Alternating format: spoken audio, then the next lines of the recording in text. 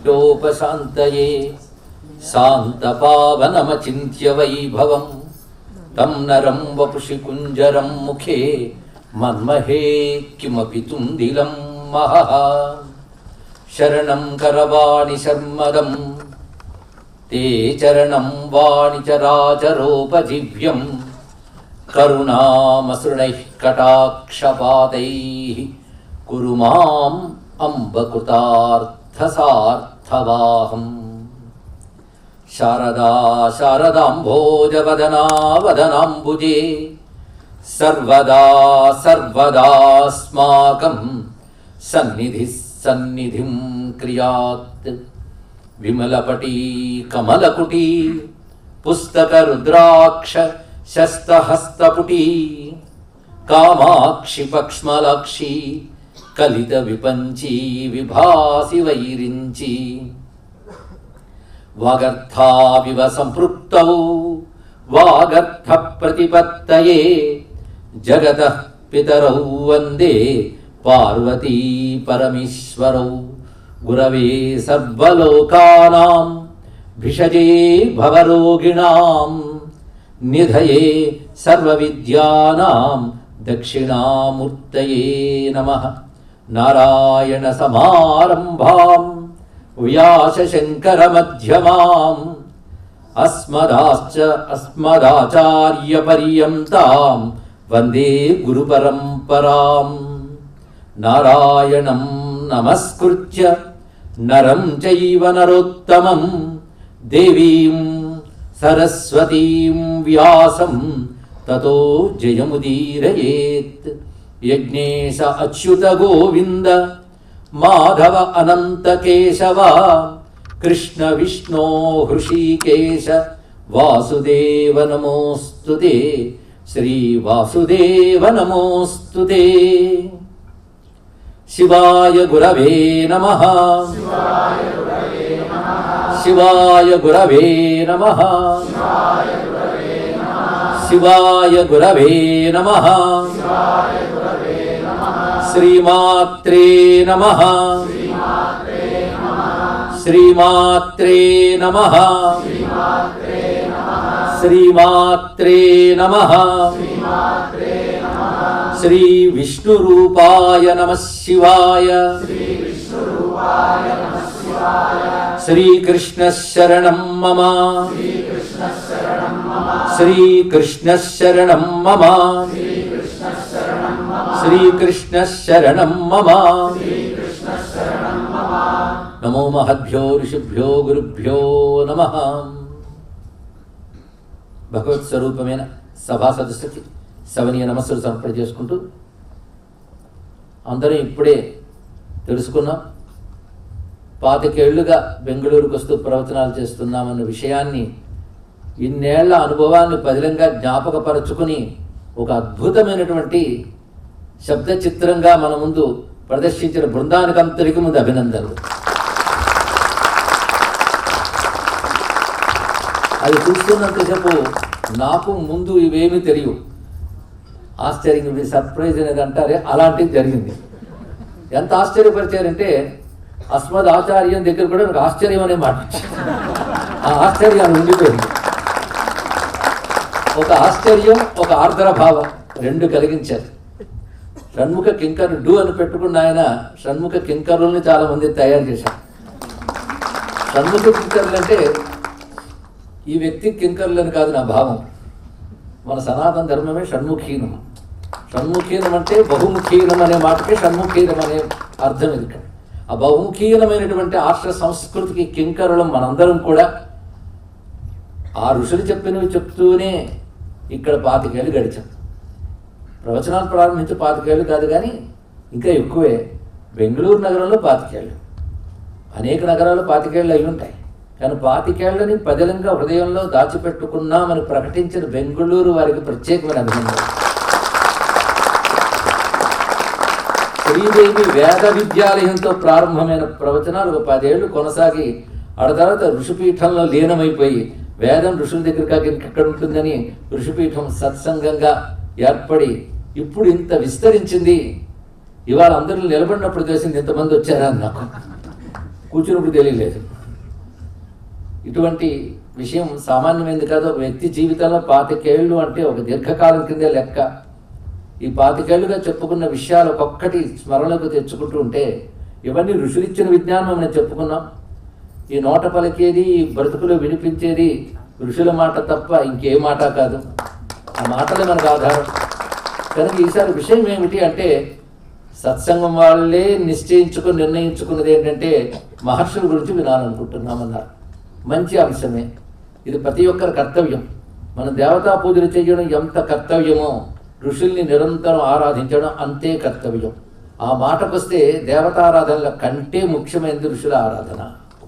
ఎందుకంటే ఈ దేవత ఇది, ఈ దేవతని ఇలా ఆరాధించు, అలాగే నువ్వు ఈ పితృయజ్ఞములు చెయ్యు, ఇలా జీవించు బాగుపడతావు అని చెప్పిన వారు ఋషులు. భార్య లేకపోతే మనకు దేవతలు ఎలా తెలుస్తారు? మన స్వస్వరూపం మనకు ఎలా తెలుస్తుంది? జీవుడంటే ఏమిటి, ఈశ్వరుడు అంటే ఏమిటండి, జగత్ అంటే ఏమిటి అనే వివేచన మనకు ఎలా కలుగుతుంది? ఇది కలిగించిన ఋషులు క్రమక్రమంగా ప్రపంచం తెలుసుకున్నది. ప్రపంచంలో ఉన్న అందరి మేధస్సుల కంటే గొప్పది భారతీయ మహర్షుల యొక్క మేధస్సే, వారి విజ్ఞానమే అని ఇప్పుడు ప్రపంచం అందరూ అంగీకరిస్తున్నారు.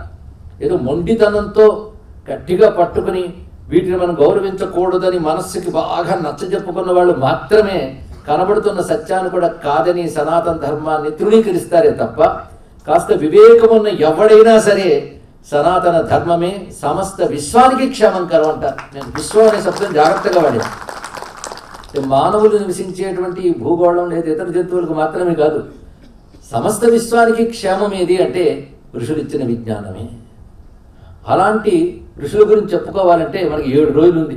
7 రోజులే ఉంది. ఎందుకంటే 7 రోజుల్లో ఎందరు ఋషులు మనం చెప్పుకోగలమండి? అసలు మనకి ఋషులు ఎంతమంది, వాళ్ళని మనం స్మరించుకోవాల్సిన అవసరం ఉంది. ఋషుల ఆరాధన చేయకపోతే కృతజ్ఞతా దోషములు కూడా వస్తుంది.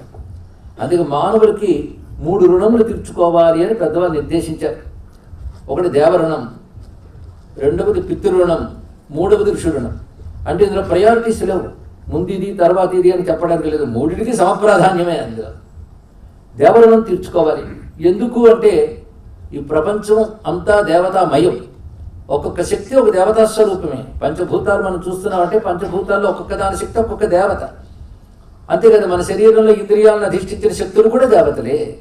కనుక మనలో బయట ఉన్నంత దేవతలే. దేవతల వల్ల విశ్వంని మనం చూడగలుగుతున్నాం, అనుభవించగలుగుతున్నాం. అనుభవించే శక్తిగా మనలో ఉన్నది దేవతలే. కనుక దేవతల రుణం తీర్చుకోవాలి ప్రతివాడు. ఏవో సాధనలు చేసి ఎక్కడికో వెళ్ళిపోదామని కాదు, ముందు రుణాలు తీర్చుకునే ప్రయత్నం చేయాలి.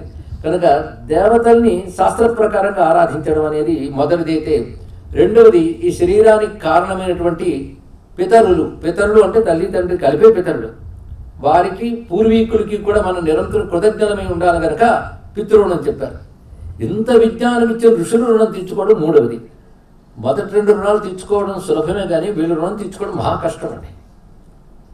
ఎందుకు అంటే వాళ్ళు ఏది ఆశించరు కనుక, వాళ్ళకి ఏది ఇచ్చినా వాళ్ళకి ఏది అక్కర్లేదు. మరి ఎలా తీర్చుకుంటాం అంటే, ఋషులు ఏ తపస్సుతో మన క్షేమం కోసం జ్ఞానాన్ని ఇచ్చారో ఆ తపస్సును ముందు తెలుసుకుని ఆ జ్ఞానాన్ని మనం సముపార్జిస్తూ ఆచరించడమే వారి పట్ల మనం రుణం తీర్చుకోవడం, మరొకటి కాదు. ఇక్కడ అది ఋషులు రుణం తీర్చుకోవాలి. ఋషులు ఇచ్చిన అధ్యయనం చేయాలి, వాటిని జీవితంలో అనుష్ఠించాలి, తద్వారా మనం తరించాలి. ఋషులు కోరుకునేది ఏమిటి? వాళ్ళు రుణం తీర్చుకోవాలంటే మనం తరించడమే వాళ్ళు కోరుకుంటున్నది.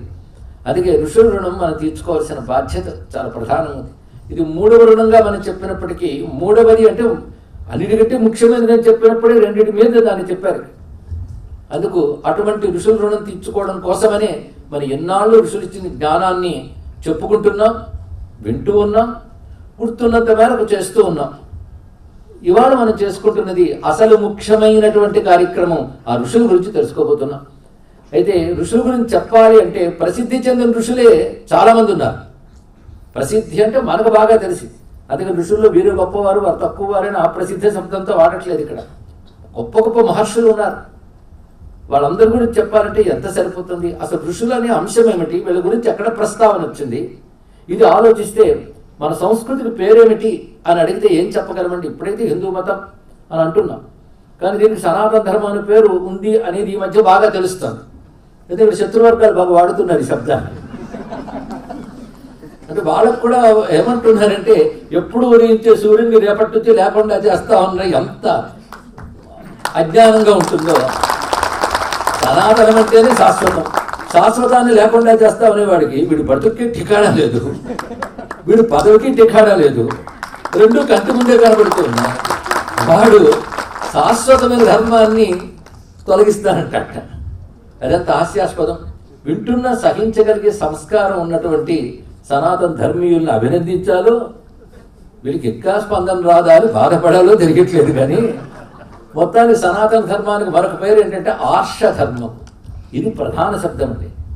ధర్మానికి ఇది పేరేనా ఉంది? ఎందుకంటే మరొకన్ని ఉంటే దీనికి ఒక పేరు ఉంటుంది. ఉన్న ధర్మం ఒకటే అయినప్పుడు ధర్మం అనే మాటే మనది. కానీ ఇదిగో ధర్మం అదుగో ధర్మం అనే ధర్మ శబ్దాన్ని మరికొన్ని అభిప్రాయాలతో, అభిప్రాయానికి మరొక మాట మతం. ధర్మశబ్దాన్ని మతానికి పర్యాయ పదంగా వాడరాదు. మతం అంటే అభిప్రాయం. ధర్మం అనేది ఒక శాశ్వతమైనటువంటి విశ్వ నియమం. కనుక ధర్మశబ్దానికి ప్రధానమైన నిర్వచనం ఏంటంటే శాశ్వత విశ్వ నియమం. విశ్వమంతా ఏ నియమాలను ఆధారం చేసుకుని వెళుతోందో దానికి ధర్మం అని పేరు. అలా నియమాలతో నడుస్తున్న విశ్వం అంటే నడుపుతున్నవాడు ఒకడు ఉన్నాడు కదా. నడుస్తోంది అంటే నడుపుతున్నవాడు ఒకడు ఉన్నాడు. ఆ నడుపుతున్నవాడు విశ్వ నియమాలతో విశ్వాన్ని నడుపుతున్నాడు. అందులో ఒక భాగమైన మానవులం మన ఎలా నడవాలో కూడా ఆయన చెప్తున్నాడు.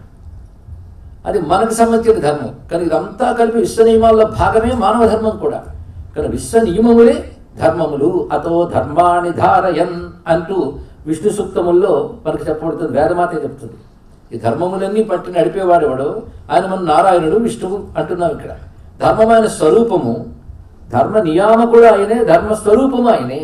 అటువంటి ధర్మరూపుడు నారాయణుడు. కానీ ధర్మశబ్దం పుట్టిందే వేదం నుంచి, పుట్టిందే సనాతన ధర్మం నుంచి.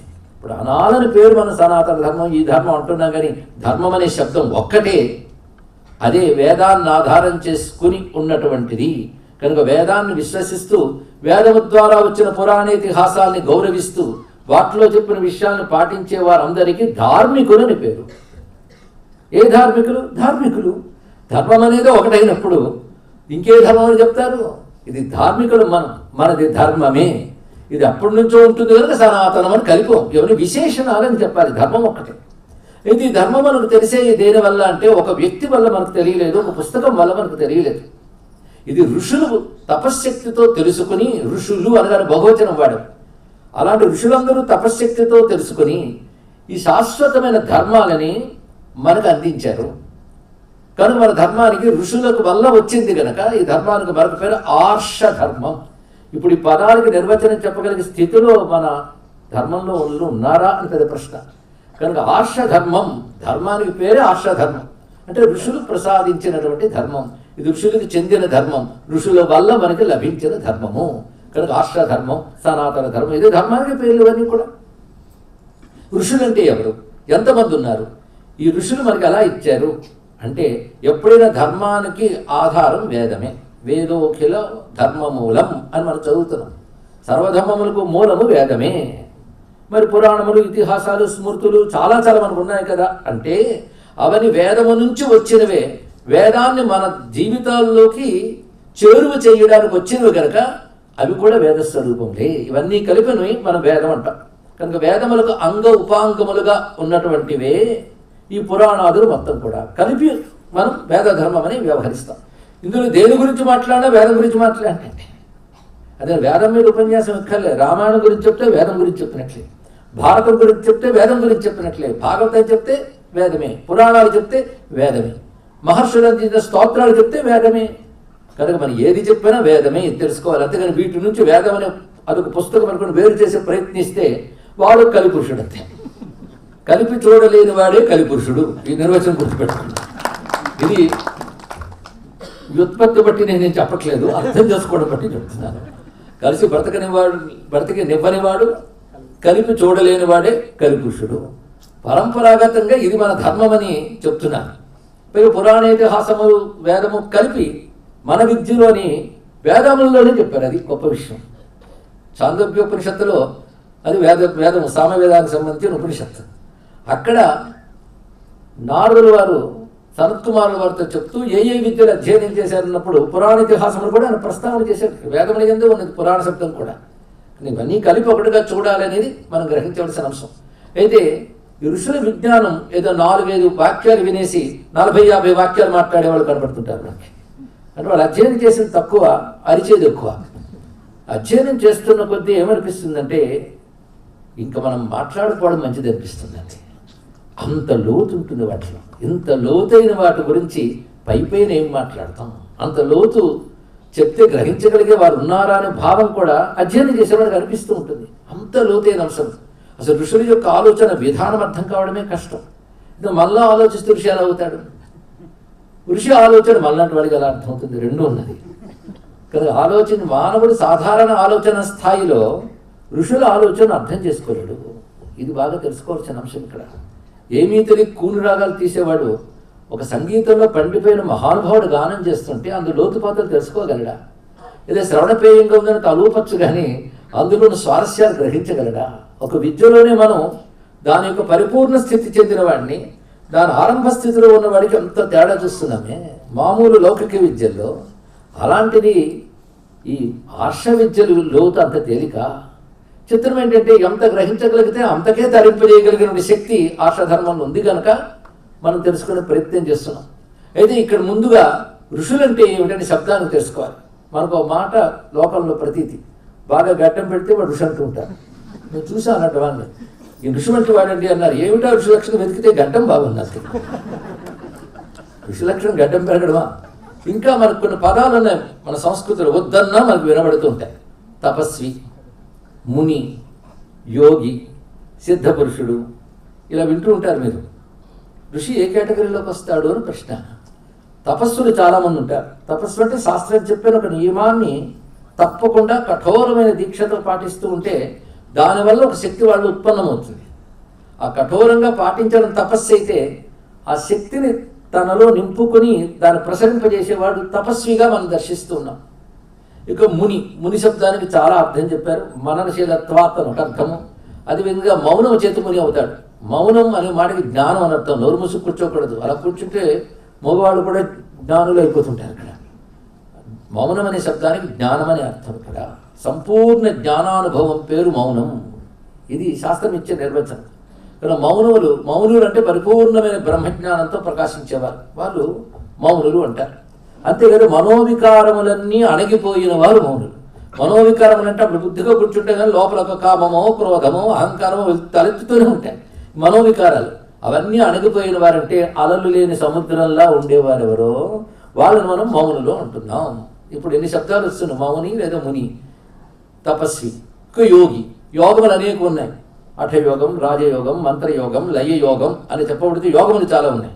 ఇందులో ఏదో ఒక యోగ మార్గాన్ని తీసుకుని లేదా అన్ని యోగములను తగినంత సాధన చేస్తూ ఆ యోగ మార్గం ద్వారా సాధన చేసేవాడు కూడా ఒక సిద్ధిని వస్తుంది.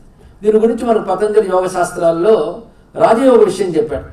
అదే అంశం హఠయోగంలో కనబడుతుంది, మంత్రయోగంలో కనబడుతుంది, నాదయోగం మరుకుతుంది, లయయోగం అని కనబడుతుంది.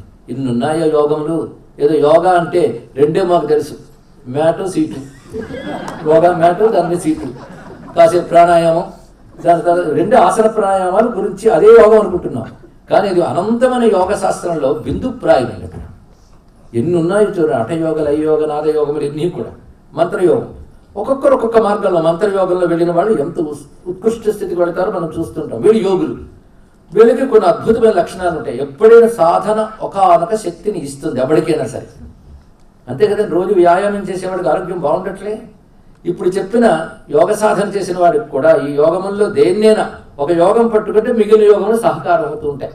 ఆ యోగ సాధన చేసిన వాడికి కూడా కొన్ని యోగ సిద్ధులు వస్తాయని పతంజలి యోగ సిద్ధులు సిద్ధి ప్రకరణంలో యోగ సూత్రాలు చెప్పారు. వ్యాసుల వారు భాష్యం రచించారు. కానీ యోగం ఒకటి ఉన్నది. మరి ఇంతవరకు ఋషి ఎక్కడ చెప్పలేదు కదా. యోగులు చెప్పాం, మునులు చెప్పుకున్నాం, సిద్ధపురుషులు చెప్పుకున్నాం, తపస్సులు చెప్పుకున్నాం. మరి ఋషులు ఏ కోవకు వస్తారు? ఋషుల స్థాయి ఏమిటి? వీటన్నిటి మించిన స్థాయి ఏదో ఋషి. ఋషికి పై స్థాయి మరొకటి లేదు. ఇది తెలుసుకోవాల్సింది. వీటన్నిటిని మించిన స్థాయి ఋషి అనేవాడు. ఇందులో ఇవన్నీ అనుభవం తెచ్చుకున్నవాడు ఋషి అవుతాడు.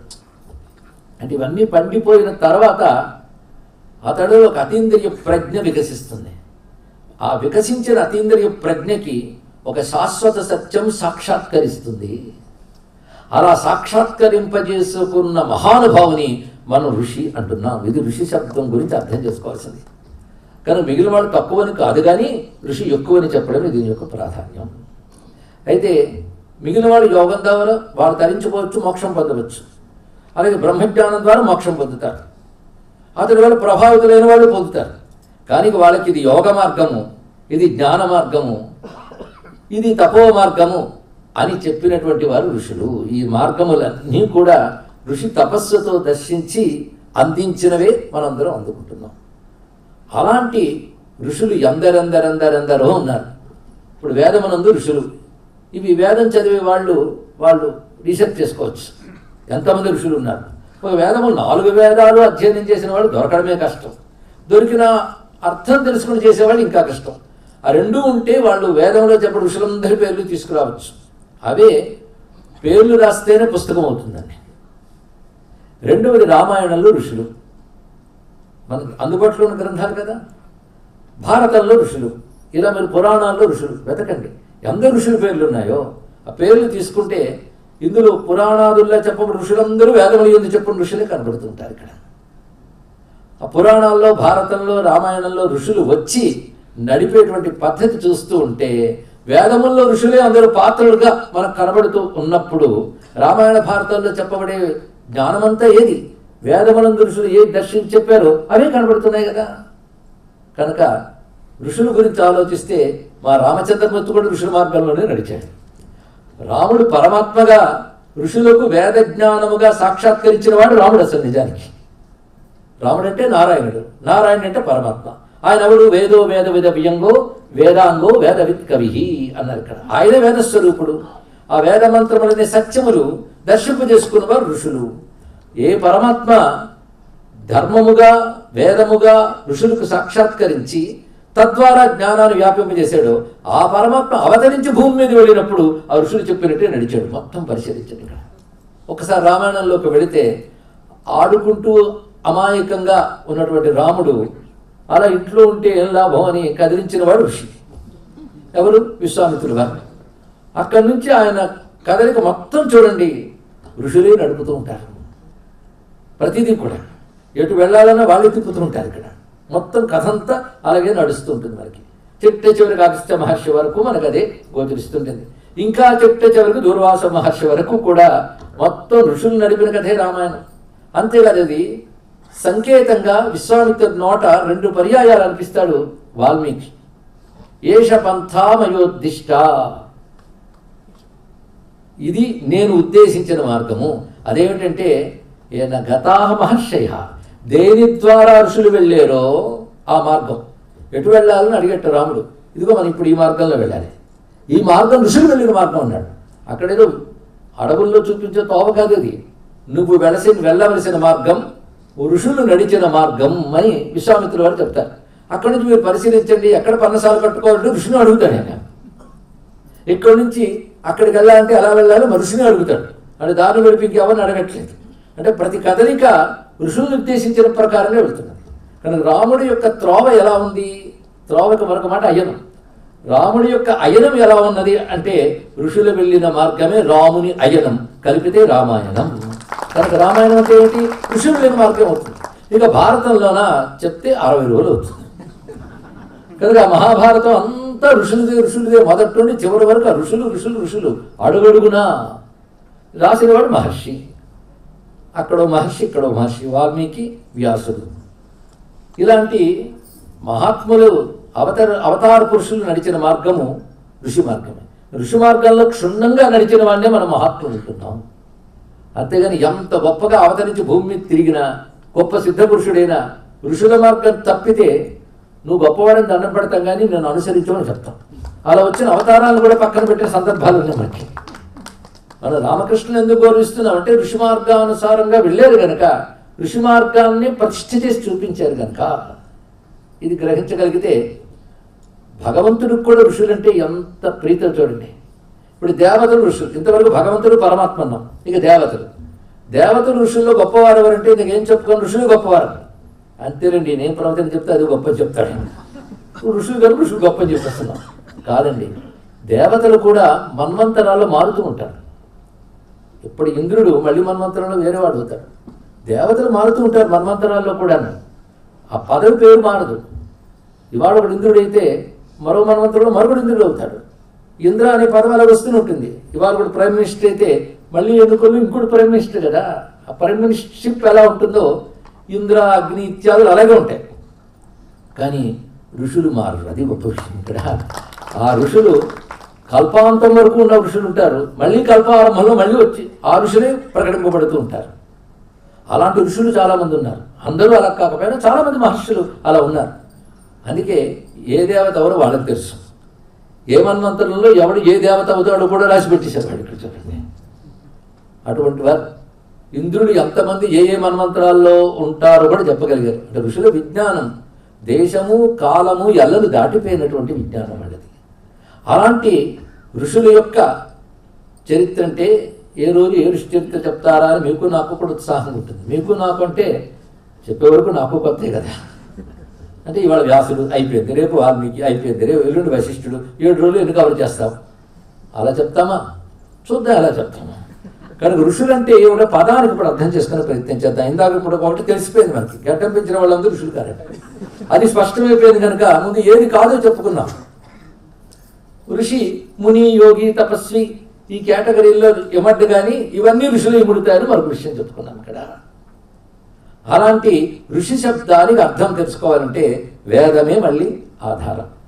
ఇక్కడ ఋషి శబ్దానికి ధాత్వార్థాల ప్రకారంగా చూస్తే ఋషి గతవు, గతి అంటే మనకు సద్గతి దుర్గతి అని కూడా అంటూ ఉంటాం. గతి అనే శబ్దానికి జ్ఞానం అని అర్థము. అందుకే అవగతి, అవగచ్చతి అనే పదములు వాడినప్పుడు తెలుసుకునేవాడు అని అర్థం చెప్తున్నాం. ఇక్కడ ఋషి అనేటి ఋషంతి అవగచ్చంతి ఇది ఋషయ అని నిర్వచనం మనకి నిరుక్తం. నిరుక్తం అంటే వైదిక శబ్దానికి నిఘంటువు నిరుక్తం అంటాం. అందులో ఏం చెప్తున్నాడు? ఋషంతి అవగచ్చంతి ఇది ఋషయ అంటే తెలుసుకున్నవారు, అంటే జ్ఞానాన్ని తెలుసుకున్నవారు. అయితే అనేక మంది జ్ఞానాలు తెలుసుకున్న వాళ్ళు లేరండి, ఇక్కడే అనేక మంది ఉన్నారు జ్ఞానాలు తెలిసిన వాళ్ళు. వీళ్ళందరూ ఋషులు అవుతారా అంటే ఇదొక ప్రత్యేక జ్ఞానం అని మనకు తెలుస్తుంది ఇక్కడ. అంటే ఇంద్రియగతమైన జ్ఞానం ఒకటి, దాన్ని అంటిపెట్టుకున్న బుద్ధి ఊహించో గ్రహించో చెప్పే జ్ఞానం ఒకటి. ఈ రెండు అంటే ఇంద్రియాలు గ్రహించే జ్ఞానం అంటే ఇది వేడిగా ఉంది, ఇది చల్లగా ఉంది, ఇది ఎర్రగా ఉంది, నల్లగా ఉంది, ఇంద్రియ జ్ఞానం. వీటిని బట్టి ఊహించి ఇంకా లోతుగా ఆలోచించే బుద్ధి ఒకటి ఉంటుంది. కానీ ఈ బుద్ధికి 2 లక్షణాలు ఉంటాయి. శరీరాన్ని అంటిపెట్టుకున్న బుద్ధులు, ఈ బుద్ధిని కూర్చోబెట్టి జ్ఞానం చెప్తే ఖచ్చితంగా నిద్రస్తుంది, అది లక్షణం. ఎందుకంటే నాకు ఇంద్రియాలకు అందేవి తప్ప ఇంద్రియాలకు అందని వాటి గురించి ఆలోచించే శక్తి ఆ బుద్ధికి ఉండదు. ఇంద్రియాలకు అందే వరకు సత్యం అని ఒప్పుకుంటారు. వీళ్ళు భౌతికవాదులు అంటారు ఇక్కడ. వాళ్ళు ఎంతవరకు మాట్లాడతారంటే ఇంద్రియాలను అంటిపెట్టుకున్న బుద్ధికి పదును పెట్టి మరి ఇంద్రియాలకు అందే జ్ఞానాన్ని వాళ్ళు చెప్తారండి ఇక్కడ. అటువంటి వాళ్ళందరూ భౌతికం కిందకు వస్తారు. కానీ ఇంద్రియాలకు అతీతమైన ఒక జ్ఞానం ఉంది. అది తెలియాలంటే ఇప్పుడు ఇంద్రియాలకు అతీతంగా వెళ్ళగలగాలి. ఆ మాటకు వస్తే బుద్ధి మనస్సు కూడా ఇంద్రియమే, దాని అంతఃకరణ అంటారు కదా. ఇంద్రియాలకు అతీతం అంటే కన్ను ముక్కు చెవికి అతీతం అని కాదు, బుద్ధికి మనస్సుకు కూడా అతీతమైన విజ్ఞానం ఉంటుంది. దాన్ని దేంతో అందుకోవాలి? ఇది ఇలాంటివి చెప్తేనే వస్తుందండి. ఏమిటి? ఏదో ఒకటి బుద్ధికి అతీతమైన జ్ఞానం దేంతో అందుకోవాలి? బుద్ధితోనే అందుకోవాలి. ఇక్కడ మీరే చెప్తున్నారు బుద్ధికి అతీతం అంటే, బుద్ధికి అతీతమైన జ్ఞానాన్ని అందుకునే శక్తి బుద్ధికి రావాలి ఇప్పుడు, అంతే కదా. అలా బుద్ధికి రావాలంటే దానికి ఒక పద్ధతి ఉంది. అది అకుంఠితమైన తపస్సు ద్వారా, యోగము ద్వారా బుద్ధి బాగా పండిపోతే ఆ ఇంద్రియాలకి అంటే బుద్ధికి కూడా అతీతమైనటువంటి ఒక సత్యాన్ని అందుకోగలదు ఇక్కడ. అలా అందుకుని మనకు అందించే వాళ్ళు ఎవరో, ఈ అతీతమైనది ఇక్కడ జ్ఞానం అని చెప్పబడుతుంది. ఆ అందుకుని అందించే వాళ్ళని ఋషులని చెప్తున్నాం. కనుక ఋషి అనే మాటకి ఋషంతి అవగచ్చంతి ఇది ఋషయ, బాగా తెలుసుకునేవారు. తెలుసుకునేవారు అంటే ఏమిటో తెలిసిపోయింది కదా, ఇంద్రియాతీతమైన సత్యమును స్పష్టముగా తెలుసుకున్నవారు. అందుకని నాకేదో అనిపిస్తుందండి, అనిపిస్తుంది కాదు, అది అనిపించడం కాదు, ఇక్కడ అనుభవించడం కావాలి. ఇక్కడ అనిపించి చెప్పడం ఒకటి, అనుభవించి చెప్పడం ఒకటి, 2 ఉంటాయి. లోకంలో చాలామంది అనిపించి చెప్తూ ఉంటారు, కొందరు కనిపించి చెప్తూ ఉంటారు. ఈ కనిపించి అనిపించడానికి పైన ఉంటుందో అనుభవించడం అంటున్నది. అది తపశ్శక్తితో పొందినటువంటి సత్యానుభవం, తపశ్శక్తితో పొందిన సత్య అనుభవం. ఆ అనుభవం పొందిన వాళ్ళు మన ఋషులు అంటున్నారు. అందుకే దీనికి మరొక విధంగా ఏ గత్యర్థాస్తే జ్ఞానార్థ అని చెప్తూ దృశి ప్రేక్షణే అనే ధాతువు ప్రకారంగా ఋషి అంటే దర్శించువాడు అని అర్థం. దర్శనానికి ఎంత నమ్మకం, ఎంత మన ప్రాధాన్యం ఉందా అంటే, అది జరిగిందని విన్నానండి అన్నాడు ఒక ఆయన. వినడం ఏంటి, నేను చూశానండి అన్నాడు ఒక ఆయన. మీరు దేన్ని నమ్ముతారు? ఇందులో విన్నానని వాడిని నమ్ముతారు, చూశానని వాడిని నమ్ముతారు. అంటే చూసేవాడు లేకపోయినప్పుడు విన్నాననేవాడే మనకి ప్రమాణం. కానీ నేను చూశానండి అని చెప్పినప్పుడు వీడిని కాదని వాడిని అంటాం కదా. కనుక ఇప్పుడు విన్నాననేవాడి కంటే చూశాననేవాడిదే గొప్ప సత్యమైనప్పుడు ఋషయో మంత్రద్రష్టారహ, సత్యాన్ని చూసిన వాడు అంటే గొప్పవాడు కదా, ఆయనే ప్రమాణంగా తీసుకోవాలి. అందుకే శబ్దం అంత చక్కగా వేశారు ఇక్కడ. కానీ దృశ్య ప్రేక్షణే బట్టి వేదమే చెప్తుంది ఋషయో మంత్రద్రష్టారహ, స్పష్టంగా చెప్తుంది. ఋషులు అనగా మంత్రమును దర్శించువారు. ఎందుకంటే ఏ సత్యమైన శబ్ద రూపంతోనే చెప్తారు కదా. ఈ శబ్దం ఋషి తయారు చేశాడా? తయారు చేయలేదు. ఇందాక చెప్పినట్టు తపస్సుతో వికసించిన ఒక అతీంద్రియ ప్రజ్ఞ అనేది ఉంటుంది. ఆ ప్రజ్ఞకి సాక్షాత్కరిస్తుంది సత్యం. సాక్షాత్కరిస్తుంది అంటే అర్థం ఇతడు చూడడం కాదు, ఇతడికి కనిపిస్తుంది అని అర్థం ఇక్కడ. అది తనంత తాను ఆ సత్యం సాక్షాత్కరింపజేసుకుంటుంది. ఎవరికి? అతీంద్రియ ప్రజ్ఞతో వికసించిన వాడికి, లేదా వికసించిన అతీంద్రియ ప్రజ్ఞ కలవాడికి అది సాక్షాత్కారానికి వస్తుంది. ఎవడైతే అలాగా సత్యాన్ని సాక్షాత్కరింపజేసుకున్న అతీంద్రియ ప్రజ్ఞ కలవాడో వాడిని మనం ఋషి అంటున్నాం. ఇది ఋషికి డెఫినేషన్ అండి. రేపు పొద్దున మీ పిల్లలు అడిగితే మీ ఋషి అంటే ఏంటో చెప్పాలి. అదే ఎక్కువ గడ్డం పెంచిన వాడు గొప్ప ఋషి అని చెప్ప కాకుండా, ఋషులు అంటే బొమ్మలు వెనకాల మీరు చూస్తుంటారు, మనకందరూ గడ్డం వాళ్ళే. నేను గడ్డం లేని ఋషి ఉండకూడదు ఏంటో మనసు కొన్ని అలవాటు అయిపోతాయి. పోనీ అనుకోండి, తప్పేం లేదు ఇక్కడ. కనుక ఋషులు అనగానే ఇప్పుడు మనం మరొకసారి నిర్వచనం చెప్పాలా? వికసించిన అతీంద్రియ ప్రజ్ఞతో సత్యాన్ని సాక్షాత్కరింపజేసుకున్నవాడు ఋషి. సాక్షాత్కరింపజేసుకున్నవాడు, అది గొప్ప శబ్దం అంటే ఇక్కడ. సాక్షాత్కారం అంటే అనుభవమే. సాక్షాత్కార పదానిగా అనుభవం అని ఇక్కడ. చూడడం అంటే అనుభవించడం. ఋషులు చూశారు అంటే అనుభవించారు. రుచి చూశారా అని ఎవరైనా అడుగుతారు. రుచి చూశారా అనగానే మాటను పట్టుకు వేలాడితే ఏమనాలి? పిచ్చిన రుచి ఏం కనబడుతుందో చూడడానికి అంటాడు. ఇదే అతి తెలివి అంటారు ఇక్కడ. అది కదా, రుచి చూసి చెప్పండి అంటే రుచి ఏం కనబడదయ్యా అని చెప్పడం కాదు. చూడడం అంటే అనుభవించడమే. ఇందాక చూసిన వాడు అన్నాం కదా, అది అనుభవించిన వాడు అని అర్థం ఇక్కడ. కానీ ఋషి శబ్దం ఎంత గొప్పగా ఉన్నది. అయితే ఇప్పుడు వికసించిన అతీంద్రియ ప్రజ్ఞ కూడా శాస్త్రం ఏదో పేరు ఇచ్చి ఉండాలి కదా. వికసించిన అతీంద్రియ ప్రజ్ఞకి వేదము చెప్పిన అర్థం. దీని సాయన భాష్య ఆధారంగా మనం చెప్పుకుంటున్నాం. ఋషి శబ్దానికి అతీంద్రియ సత్యాలను తపస్సు ద్వారా సాక్షాత్కరింపజేసుకున్నవాడు, ఇది నిర్వచనం ఇచ్చారు సాయనులు. సాయనులు అంటే వేద భాష్యకర్తలు. అతీంద్రియ సత్యాలను తపస్సు ద్వారా సాక్షాత్కరింపజేసుకున్నవాడు. ఇక్కడ మూడు ఉన్నాయి. సాక్షాత్కారం దేని ద్వారా? తపస్సు ద్వారా. దేనిని? అతీంద్రియ సత్యాలను. అనేక సత్యములను భగవంతుని నేను అనలేదు, సత్యములను. సత్యములంటే విశ్వనియమాలు కావచ్చు, మరొకటి కావచ్చు, మన బ్రతుకు బాగుపరిచేటటువంటి జ్ఞానము, అవి సత్యములు. ఆ సత్యములను తపస్సుతో సాక్షాత్కరింపజేసుకున్నాడు. అది గొప్ప విషయం. పైగా ఆ ప్రజ్ఞ పేరు చెప్తున్నది ఋతంభర ప్రజ్ఞా సంపన్నా ఋషయ అని మాట కనబడుతుంది ఇక్కడ. ఆ ప్రజ్ఞ పేరు ఋతంభర ప్రజ్ఞ. చూడండి, ఒక అద్భుతమైనటువంటి ఒక ఇన్నోవేషను డిస్కవరీగా చేస్తాడు వాడు. అంటే వాడు ప్రజ్ఞ చాలా గొప్పది. ఇప్పుడు మనం ఊహించాము అది కృత్రిమ మేధ. కానీ కృత్రిమ మేధను కనిపెట్టినటువంటి సహజ మేధ ఇంకెంత గొప్పదో ఆలోచించాలి కదా ఇక్కడ. అది మేధ అంటే మనం ఎవరు సాధించలేదని అని సాధించాడు. అని ఋషి అంటామా? ఇందాకే చెప్పినట్టు అది అతీంద్రియమేమీ కాదు, ఇంద్రియములకు లభించేది. మరింత పదును పెడితే ఆ ఇంద్రియాన్ని అది పట్టుకోగలిగారు. అంటే ఇంద్రియాలు కూడా మనం పదును పెట్టాల్సిందిగా పట్టట్లేదు. ఎవడో పెడతాడు, కనుక్కుంటాడు. ఇప్పుడు చెప్తుంది అతీంద్రియ సత్యముని సాక్షాత్కరింప చేసుకున్నాడు కదా. మరి ఆ ప్రజ్ఞ ఏమిటి? సామాన్యమైన ప్రజ్ఞ కాదు. ఒకడు ప్రతిభావంతుడైతేనే పెద్ద సభ పెట్టి సన్మానాలు చేస్తామే అంటే మనకంటే గొప్పగా ఆలోచించాడు. అంతే కదా అక్కడ గొప్ప విషయం. 10 మంది ఒకటి సత్కరించారంటే 10 మంది కంటే వాడు అసాధారణంగా ఉన్నాడని. అది అసాధారణ ప్రజ్ఞ అన్నది ఇక్కడ. అంటే కామన్గా అందరిలో కనబడే ప్రజ్ఞ కాకుండా ఇది ప్రత్యేకంగా ఉంది కనుక ఎబోవ్ నార్మల్ కనుకనే అతడికి అతీంద్రియ ప్రజ్ఞ అనకుండా అసాధారణ ప్రజ్ఞ అంటున్నారు అక్కడ. ఒకడు అద్భుతంగా పాడతాడు, అలాంటి గొంతు ఇప్పటి వరకు వెళ్ళలేదు, సంగీతంలో మెలకువలు తెలుసు, అసాధారణ ప్రజ్ఞావంతుడని విద్వాంసుడిగా ఆయన గౌరవిస్తుంది. అందరిలాగా ఆయన పాడి అందరిలాగే ఉంటే ఆయన అసాధారణ ప్రజ్ఞావంతుడు కదా. కానీ అసాధారణ వేరు, ఋతంభరం వేరు. అది తెలుసుకోవాలి ఇక్కడ. ఇది ఋతంభర ప్రజ్ఞ. ఆ శబ్దమే జాగ్రత్తగా తెలుసుకోవాల్సింది. ఋతం అంటే సృష్టి నియామక సత్యం, ఇది దీని యొక్క అర్థం. ఋతం సత్యం పరం బ్రహ్మ పురుషం కృష్ణ పింగళం. వేదంలో చదువుతున్నాం మనం. ఋతం సత్యం అని చెప్పాడు. ఋతం సత్యం, ఈ రెండు సత్యమే. నిజానికి రెండు పదాలకి నిఘంటు పరంగా మనం అర్థం చెప్పేసుకుంటే సత్యమే. కానీ విశ్వంలో నడిచే నియమములు సత్యం అనాలి, ఈ నియమముల్లాకు రాకముందు ఉన్న సత్యాలు ఋతం అనాలి అని చెప్పారు ఇక్కడ. కనుక ఇవి ఏర్పడిన సృష్టి యందు ప్రవర్తించే సత్యములు కాకుండా సృష్టిని ప్రవర్తింపజేయడానికి కారణమైన ఋతం. ఆ ఋతాన్ని పట్టుకోగలిగే ప్రజ్ఞ కావాలి. అదంత తేలిక అండి. ఇప్పుడు కొంచెంసేపు డీప్గా వెళితే బుద్ధి పట్టుకోలేదు. పట్టుకోక అలసిపోయి ఏం చేస్తుందంటే కాసేపు కళ్ళు మూసుకుంటూ బాగుంది అనిపిస్తుంది అక్కడ. అంటే ఋతమును భరించడం ఎంత కష్టం అవుతుందండి.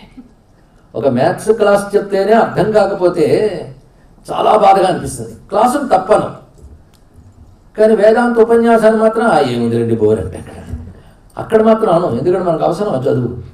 ఇది అర్థమైతే అవసరం, అర్థం కాకపోతే అనవసరం అని కూర్చుంటా కనుక ఏ బాధ లేదు ఇక్కడ. అందుకే వెళ్ళేటప్పుడు లేపేవే అని చెప్పుకుంటూ కూర్చోవచ్చు ఇక్కడ. అన్ని రకాలు ఉంటూ ఉంటాయి. అంటే అర్థం ఏంటంటే ఒక జ్ఞానాన్ని భరించగలిగే శక్తి మెదడుకుందా, ఇది ఆలోచించాలి ఇక్కడ. సామాన్యమైన ఒక మేధస్సుకి గొప్ప సత్యం చెప్తుంటే ఒక సైన్స్లో కావచ్చు, మరొక శాస్త్రంలో కావచ్చు, అది అర్థం అవడమే కష్టం కదా. అలాంటిది విశ్వానికి కూడా ఋతమును భరించగలిగే ప్రజ్ఞ ఉండాలిగా. అలా భరించగలిగే ప్రజ్ఞ ఉంటే దానిపై ఋతంభర ప్రజ్ఞ అన్నాడు ఇక్కడ. ఆ ఋతమును భరించుట పట్టుకొనుట, ఏదో కాసేత కాదు, సంపూర్ణంగా గ్రహించగలుగుట అని అర్థం ఇక్కడ. ఋతమును అంటే విశ్వ నియామక సత్యములు, విశ్వముల్లో ఉన్న సత్యములు, ఆ సత్యములను నడిపే సత్యం అది ఋతం. ఋతం సత్యం నిజానికి ఒకే పరమాత్మ. విశ్వనియామక సత్యముగా ఉన్నవాడు ఆయనే, విశ్వమునందు ప్రవర్తించేవాడు ఆయనే అని చెప్తూ ఋతం సత్యం. ఈ రెండు ఎవరు? పరం బ్రహ్మ. తర్వాత కృష్ణ పింగళం వేరే అర్థములు, ఇప్పుడు వాటికి అర్థం కాదు. కానీ ఋతం అనే దానికి అర్థం చెప్పడం కోసం చెప్పాం. అలాంటి ఋతమును సంపూర్ణముగా గ్రహించగలిగే ప్రజ్ఞ ఎవరికి ఉంటుందో ఆ ప్రజ్ఞ ఎలా వస్తుంది? ఇందాక చెప్పినట్లు తపస్సు ద్వారా అతీంద్రియ సత్యాలని గ్రహించగలిగే ప్రజ్ఞ పేరు ఋతంభర ప్రజ్ఞ. ప్రతిదానికి ఒక టెర్మినాలజీ ఉంటుంది కదండి. ఈ టెర్మినాలజీ ఋతంభర ప్రజ్ఞ. ఆ ఋతంభర ప్రజ్ఞ ఎవరికి ఉందో వాళ్ళు ఋషి అంటున్నాం అన్నారు ఇక్కడ. ఇది ఇంకొక మాట ఆ ఋషి చెప్పాడు. కానీ ఇంకా ఆలోచించండి, ఒక వ్యక్తి ఇది ధర్మము అని చెప్పి ఒక పుస్తకాన్ని రాస్తే మనం వ్యక్తిని ఫాలో అవుతాం, ఆ పుస్తకాన్ని ఫాలో అవుతాం, ఇది చాలు జీవితానికి అనుకుంటాం. అలాంటివే అన్నీ మనం చూస్తున్నవి. కానీ సనాతన ధర్మంలో ఒక వ్యక్తి ఉన్నాడా, ఒక పుస్తకం ఉందా? ఒకసారి చెప్పండి ఇక్కడ, ఆలోచించండి. ఒక పుస్తకం ఉందా అంటే మనకి? ఒక పుస్తకం అంటే చాలా ఉన్నాయని మీరు చెప్పచ్చు. కానీ నిన్న మొన్నటి వరకు భగవద్గీత హిందూ మత గ్రంథం అనుకునే స్థితిలో ఉన్నాం మనం. అది కాదని కాదు, కానీ అదే కాదు కదా. మనకున్న అనంత విద్యారసలు భగవద్గీత ఒక భాగం మాత్రమే. అయితే ఇతరులకు ఒక పుస్తకం ఉంది, ఒక చెప్పిన వాడు ఉన్నాడు కనుక మనకు కూడా ఒక పుస్తకం చెప్పిన వాడు ఉంటే బెటర్ అని అనుకున్నాం మనం. అందుకు అవతల వాడికి ఒక నుయ్యి ఉంది, మనకు సముద్రం ఉంది, కానీ మన సముద్రం నుయ్యి అనుకోకూడదు కదండి ఇక్కడ. అది చాలా బాధాకరమైన అంశం ఇక్కడ. ఇలా మనం ఆలోచించినట్లయితే ఇప్పుడు మనం పరిశీలిస్తే ఒకడొకడు అభిప్రాయం చెప్పాడు, అది మనకు నచ్చింది, అపీలింగ్గా అనిపించింది, అది ఫాలో అయితే కొన్ని మంచి జరిగాయి. ఒకడికి చెప్తాం, వాడు మరొకటి చెప్తాడు, 10 మంది కలుస్తారు. వెంటనే ఆ చెప్పిన వాడిని మహానుభావుడు అంటారు, ఆ చెప్పిన పుస్తకాన్ని నెత్తి మీద మోసుకొని చక్కనెట్టుకుని తిరుగుతారు. అంతే కదా, అయిపోయింది, అక్కడితో తృప్తి పడుపుతారు. అది కాకుండా మరొక వ్యక్తి వచ్చి ఏది చెప్పినా యాక్సెప్ట్ చేయలేరు. కానీ ఇక్కడ గమనించండి, వేదములో ఎన్ని సూక్తాలు ఉన్నాయి, ఎన్ని భాగములు ఉన్నాయి, ఒక్క ఋషి ఇచ్చింది కాదండి. ఒక్కొక్క మండలం ఒక్కొక్క ఋషి దర్శించాడు, ఒక్కొక్క సూక్తం ఒక్కొక్క ఋషి దర్శించాడు. ఇలా వేదముల్లో ఉన్న మంత్ర రాశి అంతా కూడా వేల కొలది మహర్షులు దర్శించారు. అని ఒకటి అభిప్రాయాన్ని కూడా ఒప్పుకోలేనిది వేల కొలది మహర్షులు ఒక చోట చెప్తే అది మనం ప్రమాణంగా గ్రహిస్తున్నామంటే వాళ్ళు ఒకరికొకరు డిఫర్ అవ్వరా? ఇది ఆలోచించారు ఇక్కడ. ఒకటి పుస్తకానికి మరొక పుస్తకానికి భేదాభిప్రాయం వచ్చి నీ పుస్తకం నీదే, నా పుస్తకం నాదే అని సెట్ అయిపోయిన మనకి ఇంతమంది మహర్షులు చెప్పినదంతా ఒకటిగా గ్రహించగలిగేది యుగాల నుంచి జరుగుతుంది అంటే ఎంతకంటే అద్భుతం మరొకటి ఉంటుందా? మనకు అద్భుతాలు అలవాటైపోయి కానీ అర్థం కావట్లేదు, అది బాధ. అద్భుతాలు అలవాటు అయిపోతే ఎలా ఉంటుందంటే ఇంట్లో రత్నం పెట్టుకుంటే కుంకుడుకాయలు కొట్టామని వాడుతాం, ఎందుకంటే బాగా పరిచయం అయిపోయింది, విలువ తెలియట్లేదు. ఏం అద్భుతం అండి. ఎప్పుడైనా ఈ ప్రశ్న చెప్పండి, ఒక పుస్తకం, ఒక మనిషి ఇది చాలంటే జ్ఞానం ఒక బుద్ధికి పరిమితమా అని అడగలేరు. ఇంతమంది మహర్షులు కలిపి జ్ఞానం ఇస్తే 2 తలకాయలు ఒక దగ్గర ఉంటేనే 2 అభిప్రాయాలు ఉంటాయి. అలానే ఇంతమంది మహర్షులు కలిసి ఇచ్చిన అందరూ కలిపి ఒకే వేదముగా చెప్పబడుతోంది అంటే ఏమిటా గొప్పతనం? అందరూ ఒకటే చెప్పారనా? అందరూ ఒకటే చెప్పడానికి ఇన్ని మాటలు ఎందుకు? ఒక మాట చాలు కదా. ఆలోచించండి.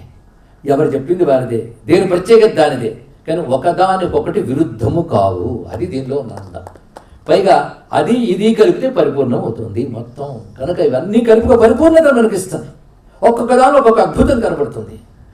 ఇన్ని అద్భుతాలు కలిసిన ఒక ఏకత్వం ఉంది, ఇన్ని వాటిల్లో ఒక ఏకసత్వత ఉంది. ఎందుకంటే ఈ సత్యములన్నీ ఒకే పరమాత్మ నుంచి వ్యక్తమయ్యే గనకనే ఇన్ని రకాల సత్యములు వారు దర్శించిన ఒకటిగా కనబడడానికి కారణం వీటన్నిటిలో ఒకే పరమాత్మ జ్ఞానం ఉంది కనుక. అది దీని యొక్క రహస్యం. అందుకే ముందు మనకు అర్థం ఏంటంటే మన సంస్కృతి వేలాది మహర్షులు తపశ్శక్తితో దర్శించిన శాశ్వత సత్యాల సమైక్య స్వరూపం. ఇది నిర్వచనం. ఆ సత్యములన్నీ ఎక్కడున్నాయి? వేదమునందు ఉన్నాయి, అంతే, మరొక మాట లేదు. మరి పురాణాదులు తదనుసారి. ఇక్కడ మనం గమనించవలసింది ఏంటంటే ఇందులో ఋషులు చెప్పింది ఏ ఒక్కటి కూడా పనికిరానిది అనేది లేదు, పొరపాటు పడ్డారనేది లేదు. ఇది కూడా తెలుసుకోవాల్సింది. అందుకే మరొక చోట మన అమరంలో కనబడుతుంది ఋషయ సత్యవచసః అనొక మాట. అద్భుతమైన మాట ఇక్కడ. ఇవాళ చెప్పిన కొన్ని గుర్తుపెట్టుకోవాలి. ఋషయ మంత్రదృష్టారః, ఋషయ సత్యవచసః. ఋషులు సత్యవచస్కులు అంటే ఎప్పుడు సత్యమే పలుకుతారు అని కాదు, వాళ్ళు పలికిందే సత్యం అర్థం. అది గ్రహించవలసింది. సత్యం అనే మాటకు అర్థం ఏంటి? ఇప్పుడు ఆలోచించాలి. కథలు వస్తే మీకు కూడా ఏం పర్వాలేదు, ఒక వ్యాసుడి కథ, ఒక వశిష్ఠుడి కథ వస్తే చాలా బాగుంటాయి. కానీ ముందు ఋషులు అంటే ఏమిటో అర్థం చేసుకోకపోతే వ్యాసుడైనా వాల్మీకి అయినా మనకి ఏమర్థం అవుతారండి? ఇక్కడ వాళ్ళందరినీ కలిపి ఒకటిగా చూడటం మనకి ఎలా అర్థమవుతుంది ఇక్కడ? కనుక ఋషయ సత్యవచసః. సత్యం అనే మాటకి ఉన్నట్టు చెప్పడం సత్యం అనుకుంటాం, అంతే కదా. ఎప్పుడే మాట్లాడినప్పుడు నేను సత్యం చెప్పానంటే అనకూడదు, నేను సత్యం అనుకున్నది చెప్పానని అంటే మీకు చాలా తేడా ఉందండి. సత్యం చెప్పానని మాట అనడానికి అంత గట్స్ ఉండాలండి, అవునా లేదా? ఒకరిద్దరు గట్టిగా కొట్టుకుంటున్నారు, ఏం జరిగిందో నువ్వు చెప్పన్నాడు సాక్షిని. ముందు వాడు కొట్టాడండి, తర్వాత వీడు కొట్టాడు, సత్యం చెప్పానండి, అయిపోయింది. కానీ వాడు కొట్టడం వెనకాల ఏముంది, వీడు కొట్టడం వెనకాల ఏముంది వీడికి తెలియదు. ఇక్కడ వీడు సత్యం చెప్పాడా లేదా? సత్యమే చెప్పాడు, ఉన్నట్టు చెప్పాడు, అంతే. అందువల్ల వీడికి కపటం అనే దోషం ఉండదు. అది సత్యవచనం అంటే అర్థం. ఉన్నట్టు చెప్పాడు కనుక కపటం అనే దోషం లేదు, అంతే. కానీ సత్యం కాదు. వాడు సత్యం అనుకున్నది చెప్పాడు, అంతే, సత్యాన్ని చెప్పలేదు. సత్యం అనుకున్నది చెప్పేవాడు మంచివాడు, సత్యాన్ని చెప్పేవాడు ఋషి. అది రెడీ తేడా ఇక్కడ. ఎందుకంటే సత్యం అనుకున్నది చెప్పిన వాడు కపటం లేదు, వంచన లేదు, కప్పిపుచ్చుకోవడం లేదు, కనబడిని చెప్పాడు, అంతే. ఆ ఒక్క పుణ్యం వాడికి ఉంటుంది, అది వాడిని కాపాడిస్తుంది. ఇది సాధారణంగా లోకంలో సత్యవ్రతం అంటే ఇదే. కానీ ఋషులు సత్యవ్రతం అనేది ఇలాంటిది కాదు. సత్యం అనే మాటకి 2 అర్థాలు తెచ్చుకోవాలి. సత్యం అంటే త్రికాలాబాధితం. ఇది సత్య శబ్దానికి ఇవన్నీ టర్మ్స్ అండి, శాస్త్రీయమైన టర్మ్స్. వాడు శాస్త్రీయంగా అర్థం చెప్పాలి. ఒక మెడికల్ టర్మ్ తీసుకుని మీరు సోషల్ టర్మ్లో అన్వయించకూడదు, మెడికల్ టర్మ్గానే చూడాలి. ఈ శాస్త్రంలో అర్థం ఏంటి ఇక్కడ చెప్తున్నాం? సత్యం అంటే త్రికాలాబాధితం, 3 కాలాల్లో నశించనిది. అది ఇక్కడ అది పూర్వకాలంలో సరిపోయింది అనుకోండి, కానీ ఈ కాలంలో ఎలా అన్వయిస్తుందండి? అయితే అది ఋషివాక్కు కాదు, తెలుసుకుంటాం. ఏ కాలానికైనా పనికొచ్చే వాక్యే ఋషివాక్కు. ఆ ఋషివాక్కు ఈ కాలానికి పనికిరాదంటే అది నీ బుర్రలో దోషం. ఋషివాక్యం మాత్రం ఏ కాలానికైనా పనికొస్తుంది. కానీ త్రికాలముల్లోనూ మారకుండా ఉండేటటువంటి శాశ్వత సత్యములు పలికేవారెవరో వాళ్ళు ఋషులు. ఇంకొక అర్థం ఉందండి సత్యవచసః. సత్యము అంటే వ్యర్థము కానిది, ఇదొక అర్థం. దీనికి అమోఘమని మాట, అమోఘ వచనం అంటే వారి మాట అన్నారు అంటే అది వ్యర్థము కాకుండా ఫలించి తీరుతుంది. ఎందుకంటే సత్యాన్ని నిరంతరం అనుభవం పెట్టుకున్న మహాత్ముడు ఒక మాట అన్నాడంటే సత్యమే అతనిలోంచి వస్తుంది, మరొకటి రాదు. అది తెలియాలంటే వాల్మీకి రామాయణం రాసిన ఘట్టంతో మొదలు పెట్టుకుని చాలా చెప్పుకోవచ్చు. కానీ సత్యవచస్సు అంటే మరొకటి ఏమిటి? వ్యర్థము కాని వాక్కు కలవాడు. ఆయన ఒక వాక్ అన్నాడంటే దాని వెనక అర్థం పరుగుడుతుంది, అంత విషయం. పెద్దలు అలాగే చెప్తారు. ఆ విషయం మనం గ్రహిద్దాం, మళ్ళీ మరొక సందర్భంలో దాన్ని వ్యాఖ్యానించుకుంటాం. మన సత్యవచసః. కానీ ఋషులంటే మంత్రద్రష్టారా, ఋషులంటే సత్యవచస్కులు. మంత్రదృష్టలు మాట అన్నాడు. మంత్రమును దర్శించిన వారు ఋషులు. అంటే వాళ్ళ తపశ్శక్తికి మంత్రములు వినబడతాయట. ఏమిటి వినబడతాయంటే అర్థం అనుభవానికి వస్తాయి. ఆ దివ్య శబ్దములు వారి తపశ్శక్తితో వచ్చిన ప్రజ్ఞకి గోచరిస్తుంటాయండి. ఇక్కడ వినబడతాయి. అనంతాకాశంలో అనేక శబ్దాలు ఉంటాయి, కానీ భగవద్రూపమైన శబ్దం ఒకటి ఉంటుంది. ఆ శబ్దం ఋషులు పట్టుకుంటారు. ఇక్కడ ఆ శబ్దం పేరు మంత్రం. అన్ని శబ్దాలు మంత్రాలు కాదు. ఒక ఆయన మాట్లాడి వెళ్తే ఎన్ని మంత్రాలు చెప్పారండి అనం, ఎన్నో మాట్లాడారండి అంటారు. అంతే కదా. మాట వేరు, మంత్రం వేరు. మాట్లాడే వాళ్ళు 1,00,000 మంది ఉంటారు. అవన్నీ మంత్రాలు అంటామా? మీరు లోకంలో పుస్తకం రాశారనుకోండి, అందులో వాటి వాక్యం అని అంటాం. కానీ వేదములో వాక్యాలు మంత్రాలు అంటారు. అది తెలుసుకోవాలి. వ్యవహారంలో వేదవాక్యం అంటాం, కానీ వేద వాక్యం కాదు. వేదం చెప్పేది మంత్రం. మంత్రం అంటే శక్తిమంతమైన శబ్దము. ఈ డెఫినేషన్ గుర్తుపెట్టుకోండి. అంటే ఆ వాక్యములోనే సహజంగా ఒక శక్తి ఉంటుంది, ఒక ఎనర్జీ ఉంటుంది. ఆ ఎనర్జీ నువ్వు డిఫైన్ చేయలేవు. దాని మీనింగ్స్ పొరలుగా వస్తుంటాయి. నీకేం అర్థమవుతాయి? ఒక ఆయన అన్నాడు, ఋషి ఎందుకు చెప్పుంటాడండి అని. ఋషి ఎందుకు చెప్పాడు? నీ వరకు ఎక్కడ అర్థమవుతుంది? ఒక్కటి మీరు ఆలోచించండి. తపస్సమాధిలో సత్యాన్ని దర్శించిన ఋషి జ్ఞానానికి, అసలు తపస్సు సమాధి రెండూ లేని సామాన్య జ్ఞానానికి తేడా ఉంటుందా లేదా? ఈ సామాన్యుడికి ఆ సమాధి భాష ఎక్కడ అర్థమవుతుందో చెప్పండి. ఇక్కడ వేదములకు నాకు అర్థం తెలియాలి అంటే బతుకు అయిపోతుంది తెలుసుకోండి. ఇక్కడ బతుకు సరిపోదు, వేదానికి అర్థం తెలియాలి. సమాధి భాషలో ఋషి గ్రహించిన జ్ఞానము సామాన్యుడి మేధకి ఎక్కడ అర్థమవుతుందండి ఇక్కడ?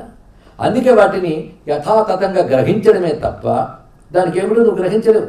అందుకే శబ్దం యథాతథంగా ఋషులు ఇచ్చినది, యథాతథంగా ఋషి పరంపర ద్వారా మనకు లభించింది. కానీ వేదమంత్రము యథాతథంగా మనకు లభించాయి. అది గొప్పతనం. భారతదేశంలో ఒక వేదానికి ఒక స్వరము నిర్దేశింపబడితే ఆ వేదానికి సంబంధించిన వాళ్ళు భారతదేశంలో ఎక్కడున్నా ఒకేలా పలుకుతారు. ఇది తెలుసుకోండి. ఇక్కడ ఒక అక్షర లోపం ఉండదు, ఒక స్వర లోపం ఉండదు. ఇప్పుడు సంస్కృత భాష రాకపోయినా అంటే అర్థం అలా నిర్దిష్టమైనటువంటి మంత్ర రాశి అది వేదం అంటే. అది తపస్సుతో అది దర్శించారు. దానికి అర్థం లేదని కాదు, అర్థాలను తెలుసుకోలేమని. అంటే ఒక మాటకు ఒక అర్థం ఉంటుంది, వేదంలో అనేక అర్థములు ఉంటాయి. అది ఆది భౌతికార్థము, ఆది దైవికార్థము, ఆధ్యాత్మికార్థమని ప్రతి వేదమంత్రంలో 3 రకాల అర్థాలు ఉంటాయి. ఆది భౌతికం అంటే ఫిజికల్, ఆధ్యాత్మికం అంటే నీకు అప్లై చేసుకొని నీలో ఉన్న తత్వాన్ని చెప్పేది, ఆది దైవికం అంటే దేవతాశ్రేణికి సంబంధించినది. ఈ 3 రకాల అర్థాలు ఉంటాయి కనుకనే వేదములకు త్రయీ అని పేరు వచ్చింది అన్నాడు. ఇక్కడ 3 రకాల అర్థముల చేత నాకు పేరు వచ్చింది. అలాంటి 3 రకాల అర్థాలు గ్రహించారంటే సామాన్యమా? అందుకు నువ్వు టెస్ట్ కాపాడుకో, తర్వాత అర్థం తెలుసుకునేవాళ్ళు కొద్దిమంది ఉంటారు. అని ముందు వేదాన్ని యథాతథంగా గురుముఖత నేర్చుకుని శృతి పరంపరగా తెలుసుకొని ఆ శబ్దాన్ని మనం వినడం అనడం మాత్రమే చేయగలం తప్ప అర్థసహితంగా తెలుసుకోవాలి. దానికి ఒక విద్య, దానికి కొంతకాలం ఉంటాయి. అర్థం లేదని కాదు. అలా నేర్చుకున్న వాళ్ళకు కూడా నేర్పే శాస్త్రములు కొన్ని ఉన్నాయి, నిరుక్తాది శాస్త్రములు. వాళ్ళు ఏం చెప్తారంటే కొంతమేరకు చెప్పాం కానీ ఇంకా చాలా ఉంటాయని వాళ్ళు చెప్పుకున్నారు. వేదానికి అర్థం రచించారు సాయణాచార్యులు వారే. కొంతమేరకు చెప్పగలం కానీ వేదం యొక్క అర్థం పరిపూర్ణంగా ఎవరూ తెలుసుకోలేరు కానీ ఎందుకంటే నీకు అవసరమైనవన్నీ ఉన్నాయి, కానీ నీకు అవసరం లేని కూడా చాలా ఉన్నాయి, నువ్వు అందుకోలేనివి ఉన్నాయి. అది అలా వచ్చిందంతే పరమాత్మ నుంచే శబ్దరూపం. కానీ వేదం గురించి పరిపూర్ణంగా తెలుసుకునేవాడు ఒక్కడే, భగవంతుడే, పరమేశ్వరుడు ఒక్కడే తెలుసుకోగలడు. ఇంకోడికి వేదం గురించి తెలియదు అన్నాడు ఇక్కడ. అయితే బాగా తెలుసుకున్నవాడు, దర్శించిన వాడు ఋషి అయితే, బాగా తెలుసుకున్నవాడు భగవంతుడిని తెలుస్తాం కదా. కానీ ఋషి అనే పేరు ఎవరికి చెందుతుంది? భగవంతుడికి, పరమాత్మకి ఋషి అని పేరు, అందులో సందేహం లేదు. అది వేదంలోనే విశ్వాధికో రుద్రో మహర్షి అన్నాడు. విశ్వానికి అధికుడైనటువంటి రుద్రుడు మహర్షి అన్నాడు. రుద్రనగర మరి శివుడా విష్ణువు గాడు పిచ్చి భాష, వేద భాషలో ఈ రెండులో ఒకడే భగవంతుడు, ఆయన పేర్లు ఇవన్నీ కూడా. మహర్షి కపిల ఆచార్య కృతజ్ఞోమేది నీపతి. ఋషి శబ్దం భగవత్పరంగా వాడబడింది అక్కడ. కానీ మహర్షి అంటే పరమాత్మే, ఆయనే దర్శిస్తాడు. నువ్వు నేను చూడలేని అతీంద్రియ సత్యాన్ని దర్శించావంటే ఇంద్రియాలకు అతీతైన భగవంతుడే అసలు ద్రష్ట. కనుక ఋషి అంటే ఎవరికి వాడాలి? పరమాత్మకు వాడాలి. ఎంత చేసి ఋషుల పేరు కాస్త భగవంతుడికి వెళ్ళిపోయింది. ఋషి మామూలు ఋషి కాదు కనుక మహర్షి అని అన్నాం ఇక్కడ. ఇక్కడ గొప్ప ఋషి కనుక మహర్షి అని శబ్దం పరికం. కానీ ఋషి అంటే ఎవరండి? భగవంతుడి ఋషి. మరి వీళ్ళు ఋషులు కారణం ఎవరు చెప్పారు? ఎంతమంది వాళ్ళే ఋషులు అని చెప్పాక అంటే మొదటి ఋషి భగవంతుడు, వారిని తెలుసుకున్న వాళ్ళు ఋషులు. అయితే ఈ మధ్యలో మరొక ఋషి ఉన్నట్ట. మనం అంచెలంచెలుగానే వెళ్తున్నాం, మెట్టు మీద మెట్టు కట్టినట్టు. మీరు జాగ్రత్తగా మెట్లు ఎక్కుతూ ఉండాలి. భగవంతుడు ఋషి, ఆయన శబ్దాన్ని విన్న ఋషులు వీరు. ఈ మధ్యలో ఉన్నవేమిటి? మంత్రము. ఇందాక చెప్పుకున్న శక్తివంతమైన శబ్దం. వేదంలో మంత్రానికి ఋషి అని పేరు. ఇది తెలుసుకోవాల్సింది. అంటే ఋషి శబ్దాలు ముగ్గురు తెలిసారు ఇప్పుడు. ఒకటి పరమాత్మ, ఇంకొకటి మంత్రము, మూడవది ఈ రెండింటిని దర్శించిన వాడు. మూడింటికి ఋషి శబ్దం వాడన్నాడు ఇక్కడ. అంటే మూడింట్లో కామన్గా ఉన్నది జ్ఞానమేగా. ఆ జ్ఞానం చేత ఆయన ఋషి అయ్యాడు. జ్ఞానమే ఆయన కనుక జ్ఞానఘనుడు భగవంతుడు ఋషి. ఆ జ్ఞానాన్నే మంత్ర రూపంలో పొందుతున్నా కనుక మంత్రం ఋషి. ఈ రెండింటిని దర్శించాడు, ఆ జ్ఞానాన్ని అనుభవించాడు కనుక ఈ జ్ఞాని కూడా ఋషి అయ్యాడు. ఇది ఋషి శబ్దానికి ఉన్నటువంటి విషయమే అర్థం. కనుక ఋషి అంటే మంత్రమునకు ఋషి అని పేరు. ఎందుకంటే మంత్రం భగవంతుడిని సత్యాన్ని చూస్తోంది, చూపిస్తుంది. కానీ మంత్రము ఋషి. కనుక ఋషులు అంటే ఇప్పుడు ఎవరయ్యారు? ఎంతవరకు మనం ఋషులు అంటే ఏదో 10 మంది వ్యాసుడు వాల్మీకి అనుకున్నాం. ఋషులు అంటే మంత్రాలట. భగవంతుడిని ఋషులు అనకూడదు, ఋషి అనాలి. ఏకర్షి అయిన అది ఈశావాస్యోపనిషత్తులో ఏకర్షే అని సంబోధన కనబడుతుంది. ఈశావాస్యం ఏకర్షే, ఒకే ఋషి ఆయన.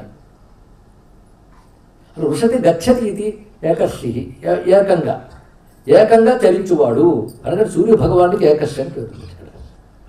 సరే, ఋషతి గచ్చతి నడుచువాడు. నడుచుట అంటే జ్ఞానం యొక్క లక్షణమే చైతన్యం. అది సరిపోయింది. ఋషి శబ్దానికి ఎన్ని అర్థమని చెప్పుకుంటూ మరొక అర్థం చెప్తుంది శాస్త్రం. ఇది ఋషంతి ప్రాప్నువంతి తపస ఏ మంత్రాన్ ఇది ఋషయః. తపస్సుతో మంత్రములను పొందినవారు. ఇక్కడ ఋషంతి అంటే ప్రాప్నువంతి అని మరొక అర్థం. ఎంతవరకు గచ్చ శబ్దం చెప్పుకున్నాం, రెండవది ద్రష్ట శబ్దం చెప్పుకున్నాం. ఇప్పుడు ప్రాప్నువంతి అని పొందువారు. దేని పొందారు అనగా తపసా వేదమంత్రాన్ ఇది ఋషయః. తపస్సుతో వేదమంత్రాలను పొందిన వారు ఋషులు. ఇప్పుడు ఇవన్నీ తీసుకుంటారు. వేదమంత్రాలు పొందారు అంటే అంతవరకు వేదాలు ఎక్కడున్నాయి? ఇప్పుడు ఆలోచించాలి. రెండో మాట ఇప్పుడు వచ్చింది. వేదములు ఎక్కడున్నాయి? ఎప్పుడు ఉన్నాయి. ఎప్పుడంటే ఎప్పుడు? సృష్టి ఏర్పడ్డాకే కదా శబ్దం అనేది కనబడుతుంది. ఇక్కడ సృష్టి ఏర్పడ్డాక వేదములు ఉన్నాయి అంటే తప్పుట. ఇది మహాభారతంలో చెప్పబడుతుంది. యుగాంతే అంతర్హితాన్ వేదాన్ సేతిహాసాన్ మహర్షయ తపసా లేభిరే పూర్వం అనుజాత స్వయంభువా. ఇది మహాభారతం చెప్తున్న నిర్వచనం. యుగాంతమునందు అప్పటికున్న వేదములన్నీ లయమైపోతాయి. ఎక్కడ? ఏ పరమాత్మ నుంచి వేదములు వ్యక్తమయ్యాయో పరమాత్మ లీనమైపోతాయి. మళ్ళీ యుగారంభంలో బ్రహ్మదేవుని ద్వారా వ్యక్తమైనప్పుడు తపస్సు ద్వారా జ్ఞానాన్ని ఋషులు అందుకుంటారు అని స్పష్టంగా చెప్పాడు. దీన్ని బట్టి ఈ సృష్టిలో మొదట వేదములు బ్రహ్మదేవుడి నుంచి అందుకుని ఋషులు చెప్తున్నాం. కానీ తత్పూర్వ సృష్టిలో ఇవే వేదములు ఉన్నాయి. ఇది తెలుసుకోవాలి. గత ఏడాది కోర్సు ఈ ఏడాది ఉండదు. మనకి 10 ఏళ్ల క్రితం చదువుకున్న కోర్సు సిలబస్కి ఇప్పుడు అదే సబ్జెక్టు ఇప్పుడు చదువుతున్న దానికి తేడా ఉందా లేదండి? చాలా మార్పు వచ్చేసింది. కానీ ఏమిటో వేదములు ఈ యుగం ప్రారంభించి నుంచి ఈ కల్పాది నుంచి ఒకటే వేదములు ఉన్నాయి. మళ్ళీ కల్పాంతమై మళ్ళీ కల్పం వస్తుంది, అప్పుడు ఇవే వేదములు ఉంటాయి. అది గొప్ప విషయం అండి ఇక్కడ. ఇది వేదం యొక్క శాశ్వతత్వం. ఎందుకంటే అలా ఉంటాయంటే ఒక్కొక్క కల్పంలో ఒక్కొక్క పరమాత్మ ఉంటాడా? చెప్పండి. కల్పానికి ఒక పరమాత్మ ఉంటే ఆయన భగవంతుడు అండి. భగవంతుడు అంటేనే శాశ్వతుడు అని అర్థమైనప్పుడు కల్పానికి ఒకడు ఉండడు కదా. కానీ భగవంతుడు ఒకడే అయినప్పుడు భగవత్ స్వరూపుని వేదం కూడా ఒకటే కావాలి కదా. అది చెప్తున్నా ఇక్కడ. అందుకే వేదము భగవంతుడి యొక్క శబ్ద రూపము. ఇది అర్థం చేసుకోండి చాలు. ఇది sound form of the god. భగవాన్ యొక్క శబ్ద రూపమే వేదము. కానీ భగవాన్ ఎంత శాశ్వతమో వేదం అంత శాశ్వతం. అయితే ఇక్కడ దీని గురించి చెప్తూ ఒక మాట, నైవ వేదాహ ప్రళీయంతే మహాప్రళయేపివ. అంటే వేదములు ప్రళయకాలంలో కూడా నశించవు అనే మాట మేధాతిథి అని మహర్షి చెప్పినటువంటి మాట ఇక్కడ. అలాగే ప్రళయకాలేపి మనుస్మృతికి కుల్లూక భట్టు ఆయన భాష్యం రాశాడండి. అన్ని ఉన్నాయని మనకు తెలియదు. ఇన్ని గ్రంథాల నుంచి మనుస్మృతికి భాష్యం రాసిన కుల్లూక భట్టు ఏమంటున్నా అంటే ప్రళయకాలేపి సూక్ష్మ రూపేణ పరమాత్మని వేదరాశి స్థిత అన్నాడు ఇక్కడ. ప్రళయకాలంలో సూక్ష్మ రూపంలో వేదములు పరమాత్మ ఉంటాయి. సూక్ష్మ రూపంలో ఉంటాయి ఇవన్నీ కూడా. మన ఇంటికి నిద్రపోయామనుకోండి మాటలన్నీ ఆగిపోతాయి. మళ్ళీ పొద్దున్న నుంచి బాగట్లే ఈ వాగులంతా ఏమైపోయింది, పడుకున్నావు కనుక మాట్లాడలేదు కానీ నీ మాటలు బంధు అనేవాడే అంటే మరి నిద్ర పట్టలేదు. మళ్ళీ రేపు పొద్దున నుంచి మాట్లాడుతున్నాం కదా, ఈ మాట్లాడే శక్తి ఎక్కడికి పోయింది?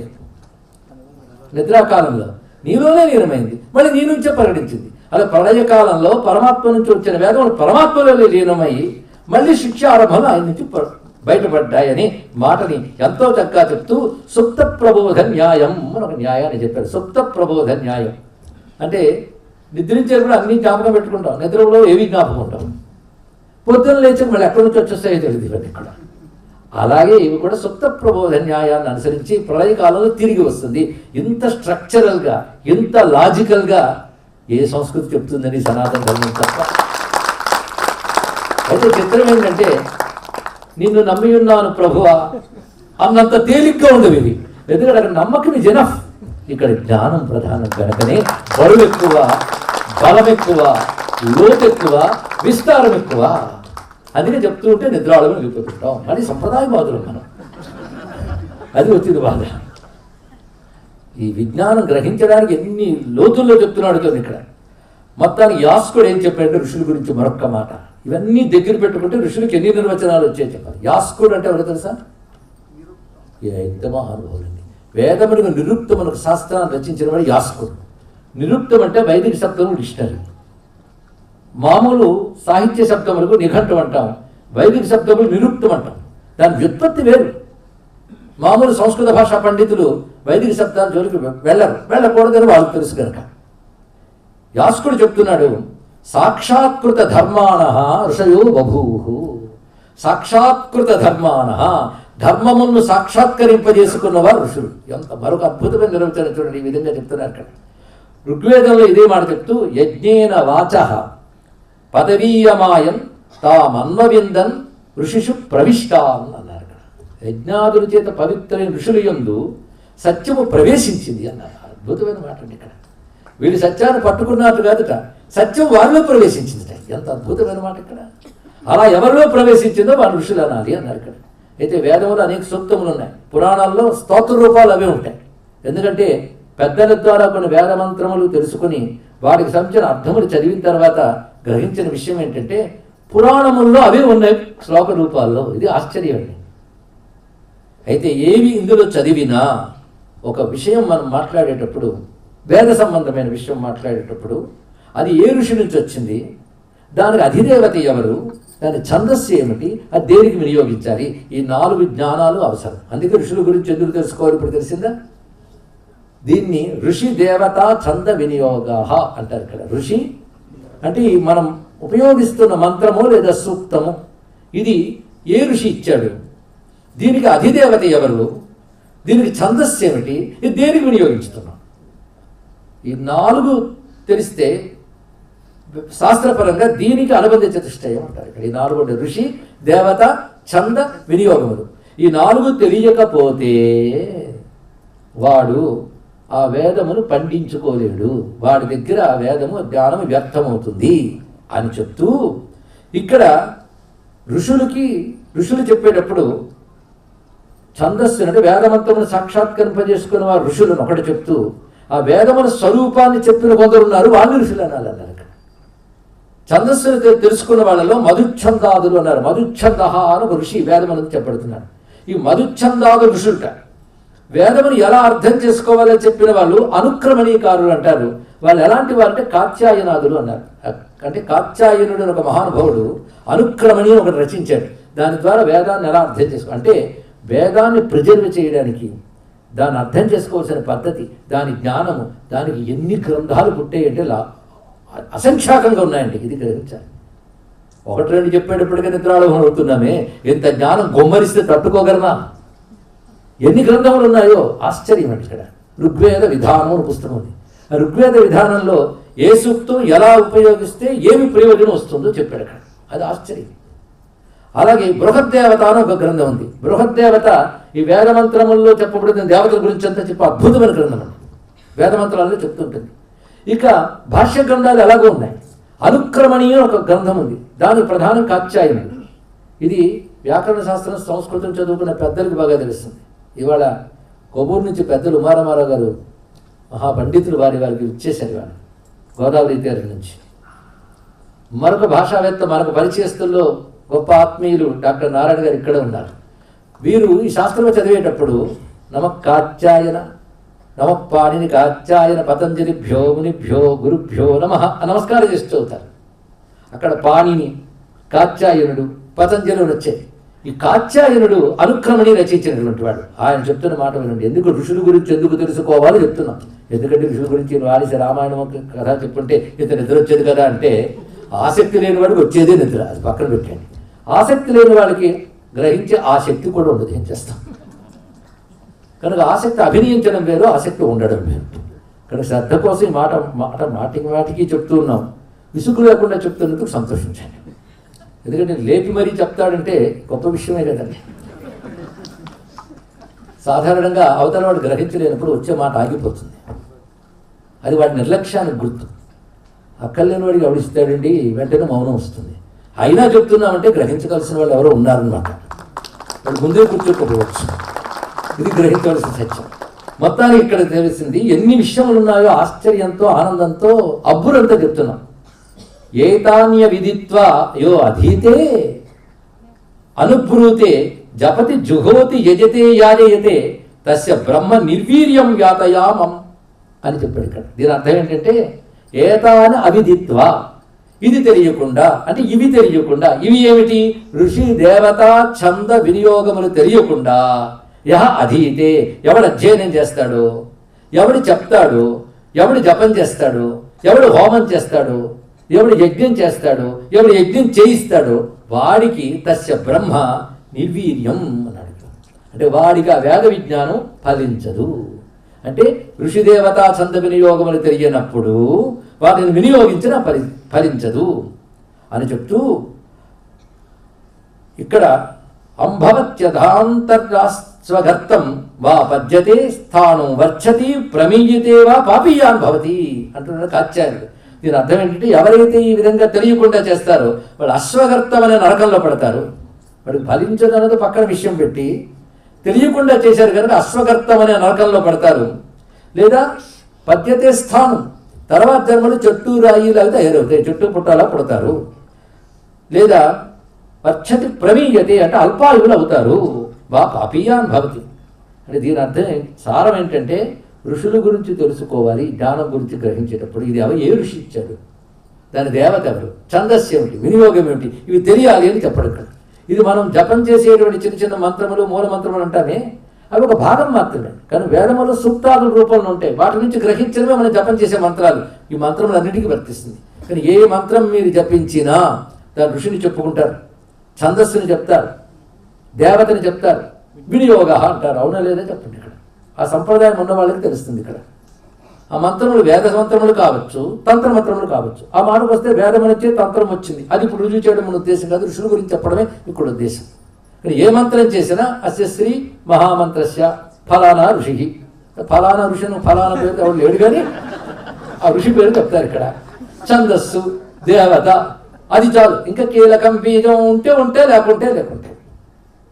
కనుక అభిష్ట సిద్ధ్యత్తే వినియోగ లేదా దేవత ప్రీత్యత్తే వినియోగ, ఈ 4 లేకుండా చేస్తే ఫలితం ఉండదు కనుకనే సంప్రదాయాన్ని 4 ఇస్తారు. తెలిసింది కదా ఇక్కడ.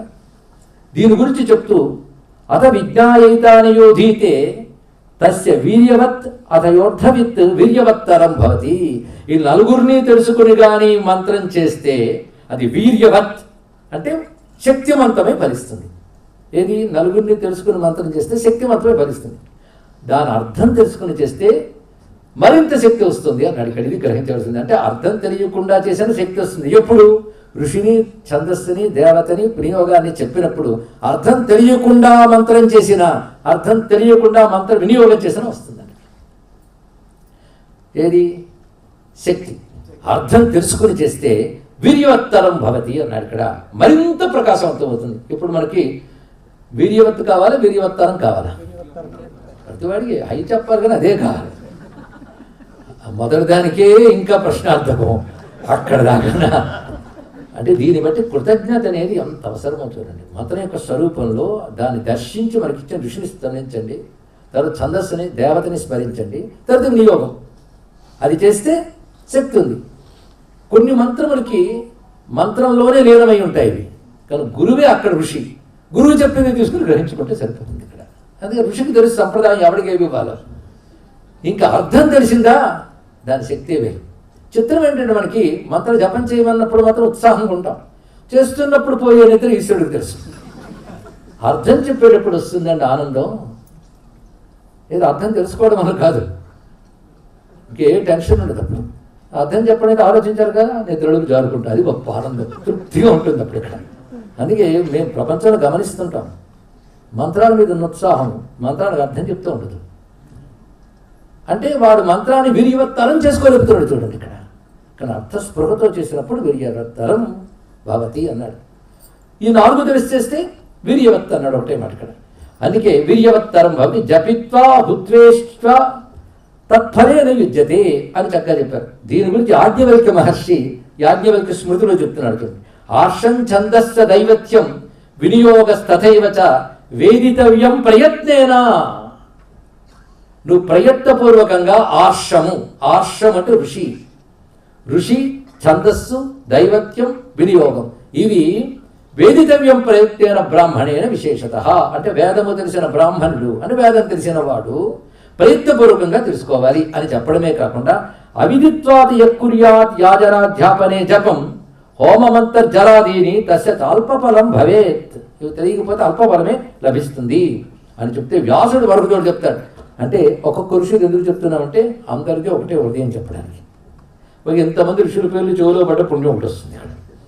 అవిదిత్వా ఋషిశ్చందో దైవతం యోగమేవచ యోధ్యాపయేత్ యాజయేత్ వా పాపీయాన్ జాయతేతు సహ. ఇది చెప్తున్నాడు ఇక్కడ. ఋషిశ్చందో దైవతములు తెలియకుండా బోధించిన, ఆ బోధని గ్రహించిన వాడు పాపీయాన్. ఏనయ ఋషిణా దుష్టో మంత్రసిద్ధిశ్చ తేన వై మంత్రేణ తస్య సంప్రోక్త ఋషిభావస్తదాత్మక. ఆ ఋషి, ఆ మంత్రం దర్శించిన ఋషికి మంత్రానికి ఒక అభేదం ఉంటుంది, తద్వారా నీకు సిద్ధిస్తుంది. కనుక ఋషి ఎంత అవసరమో చెప్పడం కోసం ఇప్పటి వరకు ఇచ్చిన ఉపన్యాసం ఋషి ఎంత అవసరమో చెప్పడం కోసం. కానీ వేదంలో ఎన్ని సూక్తములున్నా అవి దర్శించిన ఋషుల్ని తెలుసుకోకపోతే వాటి వల్ల ప్రయోజనం లేదు. అంటే వేదమాతే ఋషికి ఎంత ప్రాధాన్యం ఇచ్చిందో తెలుసుకోండి. అంటే ఇన్నాళ్ళు మనం 25 ఏళ్ళు చెప్పుకున్న ప్రవచనం ఏ ఋషుల వల్ల లభించిందో ఆ ఋషులకు నమస్కారం చేసుకుని 25 ఏళ్ల ప్రవచనాన్ని పండించుకున్న వాళ్ళం ఏమైనా మరొకసారి తెలుస్తాం కదా. కనుక ఎప్పుడు ఋషులు ఋషులు ఋషులు ఋషులు మర్చిపోవచ్చు. వాళ్ళకంటే మహిమాన్వితులు ఎవరు లేరు. దేవతలు కూడా ఋషులను అనుసరించి వెళ్ళవలసింది. అది అండి ఋషుల శక్తి అంటే. దేవతలు చేయండి మనమంతరాలు ఒకసారి మారుతారు.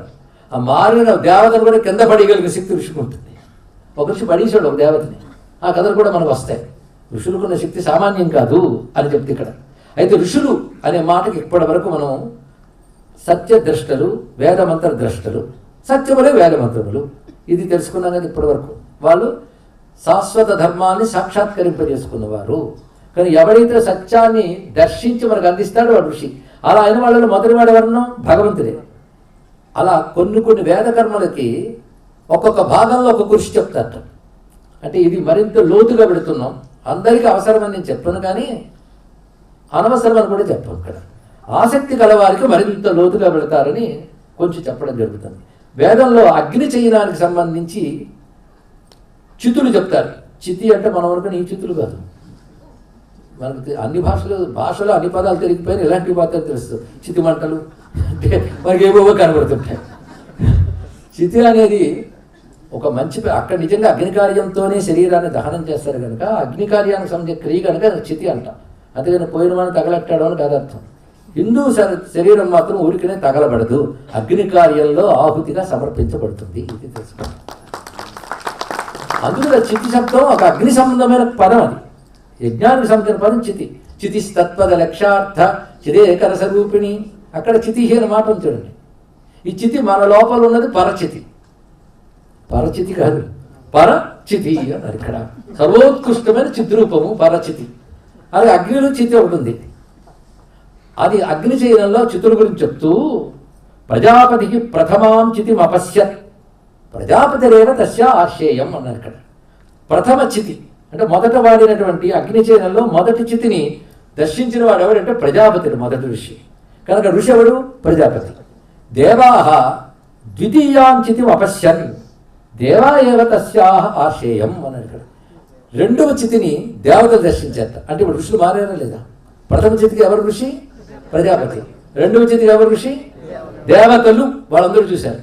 అందులో మళ్ళీ ఇంద్రాగ్ని విశ్వకర్మాచ తృతీయాంచిత అపశ్యం తయేవ తస్య ఆశయం. మూడవ చిత్రం దర్శించిన వాళ్ళు ఇంద్రుడు, అగ్ని, విశ్వకర్మ. అంటే ఈ దేవతలు హైగర్ కాడారు. వాళ్ళు దర్శించారు మూడవ చితిని కనుక వాళ్ళని అక్కడ ఋషులు అని చెప్పాలి అన్నాడు. ఇక్కడ దాని తర్వాత వస్తారు ఋషులు. వీళ్ళు అంటే వశిష్ఠాదయ ఇత్యాదులందరూ ఋషయ చతుర్థీ చితి వచ్చన్ ఋషయేవ తస్య ఆశయం. నాలుగవ దాన్ని. ఐదవ చిత్రం దర్శించిన వాడు పరమేష్ఠి పశ్చిమీం చితిం అపశ్యత్ పరమేష్ఠ్యేవ తస్య ఆశయం సయోహైత దేవ అని అగ్నిచయనంలో చెప్పేట ఒక్కొక్క చితికి ఒక్కొక్క ఋషిని చెప్పారంటే ఋషి శబ్దం యొక్క విస్తారం మనం తెలుసుకోవడం కోసం ఇక్కడ చెప్పాం. ప్రజాపతి ఋషి శబ్దంతో చెప్పబడుతున్నాడు, దేవతలు ఋషి శబ్దంతో చెప్పబడుతున్నారు. అంటే దేవతలు ఆ జ్ఞానాన్ని వాళ్ళు తెలుసుకుని మనకి ఇచ్చారు.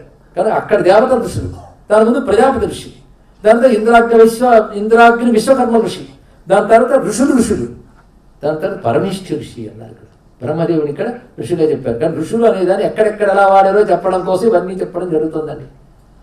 అందుకే ఇక్కడ చెప్తూ ఋషయో భవంత ఋషీణాం ఋషిత్వమితి విజ్ఞాయతే ద్రష్టారక ఋషయ స్మర్తారహ అన్నాడు కాత్యాయనుడు. ఋషులు దర్శించారు, స్మరించారు. మరి ఈ మాట ఏంటండి? ఎంతవరకు దర్శించిన వారు ఋషులు అన్నారు, ఇప్పుడు స్మరించిన వారు కూడా ఋషులే అన్నారు. స్మరించిన వారు ఋషులు అంటే సుప్త ప్రబోధ న్యాయాత్ అన్నారు. పడుకుండిపోయాం రాత్రి, పొద్దున్న లేచాం, అప్పుడు మనకి నిన్న ఏవైతే నిద్రలో వదిలేసామో అవన్నీ జ్ఞాపక రూపంలో వస్తున్నాయా లేదా? లేకపోతే ఎవరు నా పేరేంటండి అని పొద్దున్న అడగాల్సి వస్తుంది పక్కవాడిని. మనం అనేక ఉదాహరణలు చెప్పుకున్నాం. అంటే నీ పేరుతో సహా నీవన్నీ, నీ పిల్లాడు ఏదో తప్పు చేశాడు, నిద్రంతా పట్టలేదు, రాత్రి నిద్రపోయావు, నీ పిల్లాడు గుర్తులేదు, తప్పు గుర్తులేదు, అంత హాయిగా ఉన్నావు. పొద్దున్న లేచావు, పిల్లాడు తప్పు అన్నీ గుర్తొచ్చాడు. స్మర్తార్హ. అదేవిధంగా ఋషులు కల్పాంత కాలం తర్వాత వచ్చిన సత్యాన్ని తపస్సు చేత తిరిగి స్మరించగలిగేటప్పుడు ఉన్నవన్నీ కూడా. అందుకే కొత్తవి రాలేదని చెప్పడానికి కోసమే స్మర్తారహ అన్నారు. ద్రష్టారహ అంటే కొత్తవి కూడా చూడొచ్చు, స్మర్తారహ అంటే ఒకప్పుడు సత్యాన్ని వాళ్ళు తిరిగి స్మరించారు. ఇంకొక అర్థం ఏంటంటే స్మర్తారహ అంటే శృతులు చెప్పిన ధర్మమును స్మరించి ఇచ్చినవి స్మృతులు. కానీ స్మృతులు ఇచ్చిన వారు కూడా ఋషులే అన్నారు ఇక్కడ. అందుకు ఋషులు ఇచ్చిన స్మృతులు ఉన్నాయి. కానీ ఇంతవరకు శృతులు అంటే వేదములే ఋషులు దర్శించారన్నాం. ఇప్పుడు స్మృతులు కూడా ఋషులు దర్శించారు అని చెప్పబడుతుంది. ఇంతవరకు ఋషి అనే శబ్దం ఎవరెవరికి వాడతారు, ఎలా వాడతారు అనే దాని గురించి చెప్పుకున్నాం, అంతే కదా. ఇది అధిక ప్రసంగం కాదని నా అభిప్రాయం.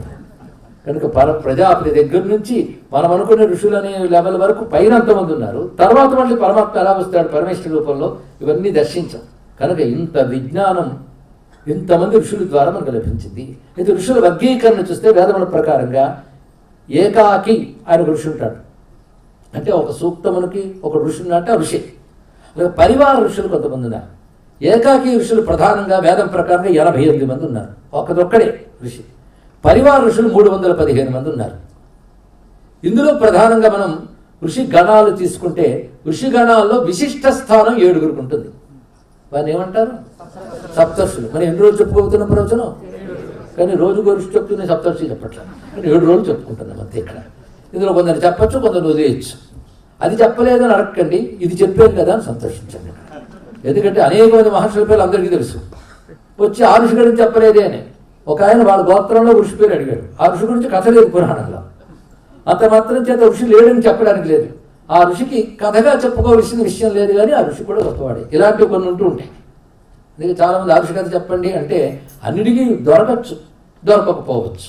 దొరికినంత మేరకు. మరి ఎలాంటి ఋషుల్ని మనం తెలుసుకుంటున్నామంటే వాళ్ళ నుంచి మనం ఏ విజ్ఞానాన్ని పొందేమో ఆ విజ్ఞానం అది ఇచ్చిన ఋషులు మాత్రమే ఇక్కడ చెప్పడం జరుగుతుంది. ఉదాహరణ వ్యాసుడి గురించి చెప్పుకోకపోతే మహాపాపం కాదండి. ఆయన నుంచో పొందే కానీ వ్యాసుడిని ఎలా వదులుతాం? అలాగే మిగిలిన ఋషులు మనకి ఏదో ఇచ్చుంటారు. వాళ్ళు ఏమి ఇచ్చారు, వాళ్ళని ఎందుకు చెప్పుకున్నామో చెప్పుకుందాం. ఇది ప్రణాళిక. ముందే చెప్పినట్లు కొందరు ప్రసిద్ధ ఋషులు నేను చెప్పలేకపోవచ్చు. దానికి అనేక కారణాలు ఉంటాయి, సమయం మొదలైనవన్నీ కారణాలు ఉంటాయి. అందుకే ఎవరెవరి గురించి చెప్పలేదు లిస్టు రాసుకున్నా తప్పలేదు, కానీ చెప్పలేదని ఫిర్యాదు మాత్రం చేయకండి. చెప్పుకున్న ఋషులు మాత్రం స్మరిస్తే చాలు. కొందరి గురించి విస్తారంగా చెప్తాం, కొందరి గురించి క్లుప్తంగా చెప్తాం. ఎందుకంటే ఎక్కువ చెప్పుకోవాలని తాపత్రయించాలి, మరొకటి కాదు. ఇది ప్రణాళిక. ఋషిగణాల్లో 7గురి గురించి ముందు పేర్లు అనుకున్న గౌతమ్ మహర్షి, భరద్వాజ మహర్షి, విశ్వామిత్రుడు, జమదగ్ని, కశ్యపుడు, వశిష్ఠుడు, అత్రి 7గురు. ఇప్పుడు పరివార ఋషులు అంటే అలా ఉంటారో తెలుసుకోవాలి. పరివార ఋషులు ఉన్నారు కనుకనే వాళ్ళకి ఒకే పేరుతో 4 ఋషులు ఉంటారు. మనం వాడి వీడు ఒకట అనుకుంటూ ఉంటాం.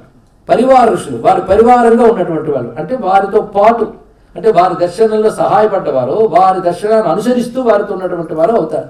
పరివార ఋషుల్లో గౌతముడు 4 పరివారములు, భరద్వాజునికి 11, విశ్వామిత్రునికి 11, జమదగ్నికి 2, కశ్యపుడికి 10, వశిష్ఠుడికి 13, అత్రికి 38. పరివారం అంటే కుటుంబీ సంబంధి, అంటే వారికి సంబంధించిన వారు కావచ్చు, వారి కుటుంబంలో వారు కావచ్చు. ఇలా పరివార ఋషులు. ఇందులో ఆంగిరసుడు, అంగిరస కొందరు గోత్రాల్లో కూడా ఉంటుంది. ఈ ఆంగిరసులు 86 ఉంటారు. ఇందులో పైన చెప్పిన గౌతమ భరద్వాజ వాళ్ళు ఉభయులు అంగిరసుల్లో అంతర్భాగం. ఇది కూడా గ్రహించాల్సింది. పరివార ఋషుల గురించి చెప్పారు. అంటే గౌతముడికి పరివారం ఉంది, భరద్వాజుడికి పరివారం ఉంది. ఈ పరివారంతో సహా గౌతముడు భరద్వాజుడు ఆంగిరస ఋషి యొక్క అంతర్భాగం. అది భార్గవుడు. ఈ భార్గవుడు పైన సప్తర్షుల్లో కనబడ్డాడు, కానీ ఆ భార్గవ పరివారానికి చెందిన వారే విశ్వామిత్రుడు, జమదగ్ని. వీడు భృగు భార్గవ పరివారానికి చెందినవారు.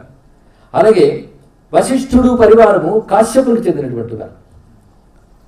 ఇక అత్రికి సంబంధించిన వాళ్ళంటే ఆయన స్వతంత్ర అంటే ఆయన ఆత్రేయుడు.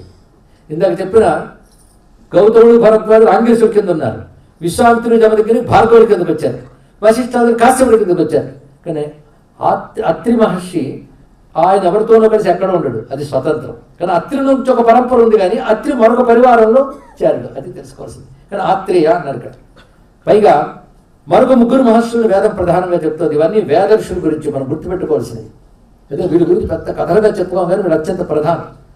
భృగు, అంగిరా, అత్రి వీరిని మొట్టమొదటి ప్రజాపతి యజ్ఞం ద్వారా పొందేట వీరు 3. ఇందులో ఈ భృగు వంశ ప్రవర్తకుల్లో విశ్వామిత్రుడు, జమదగ్ని చాలు అందరూ వస్తారు. అంగిరా ఇందాక చెప్పాను అంగిరసుడు, ఇంకా అత్రి, వీరు 3 ప్రధానం. యజ్ఞం ద్వారా ప్రజాపతి చేసిన యజ్ఞం ద్వారా కలిగిన వారు. ఈ భృగు కిందకు వచ్చే ఋషుల్లో కవి ఒకడు, చమనుడు ఒకడు ఉన్నారు. కవి అంటే శుక్రాచార్యుడు. శుక్రాచార్యుడు ఇవాళ ఏం వారం అండి? కానీ మీరు సంకల్పంలో భృగువారం అన్నారా లేదా? అంటే శుక్రుడు భృగు వంశానికి చెందినటువంటి వాడు అన్నాడు. ఇవి తెలుస్తుంటే, ఋషులు వారి వంశాలు తెలుస్తూ ఉంటే, భారతీయులందరూ వారి ఋషుల్ని చెప్పుకుంటారంటే మనందరం ఋషుల బిడ్డలం, ఋషులకి చెందిన వారం, ఋషి పరంపరకి చెందిన వారం. ఇది మర్చిపోతాం. కనుక ఈ ధర్మం ఏమిటాయి అంటే మా ఋషి ధర్మం, మన రాష్ట్ర ధర్మం. కనుక ఒక్కొక్క వంశము వాటి శాఖలు ఒక ఋషి స్కూల్ ఆఫ్ థాట్కి చెందినటువంటిది. వాడి జెనెటిక్ పూలంతా ఆ ఋషికి సంబంధించి ఉంటుంది. అంటే గోత్ర ప్రవర్తకులుగా కూడా ఋషులు మనం చెప్తూ ఉంటాం. కొందరు గోత్రం ఏదో తెలియనప్పుడు ఏం చేయాలో కూడా ధర్మశాస్త్రం చెప్పింది తెలుసా? అప్పుడు కామన్ గోత్రం తీసుకో అన్నాడు. భూమి ఉందున్న సమస్త మానవాడికి కామన్ గోత్రం ఉంటుందిట. కశ్యప గోత్రం ఉన్నాడు. భూమి అంతా కశ్యపుడికి సంబంధించినది. అందుకే చెప్పుకోవాలంటే ఇక్కడ ఎంత చెప్పారు చూడండి. కనుక మన ధర్మానికి బలం, మన ధర్మానికి పరంపర ఎవరు? ఋషులు. ఋషులు ఋషులు చూడండి, ఋషులు ఎంత ప్రధానము. ఏమీ చేత కాకపోతే నీ ఋషులను ఒక్కసారి స్మరించి దండం పెట్టుకో.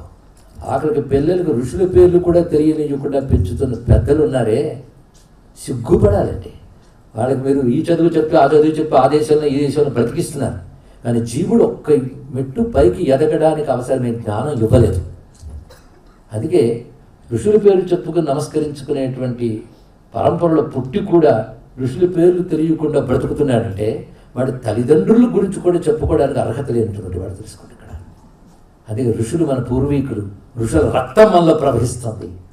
ఆ ఋషులు మన జన్యువులకు మూలం. ఏం అద్భుతమైన విజ్ఞానం అండి.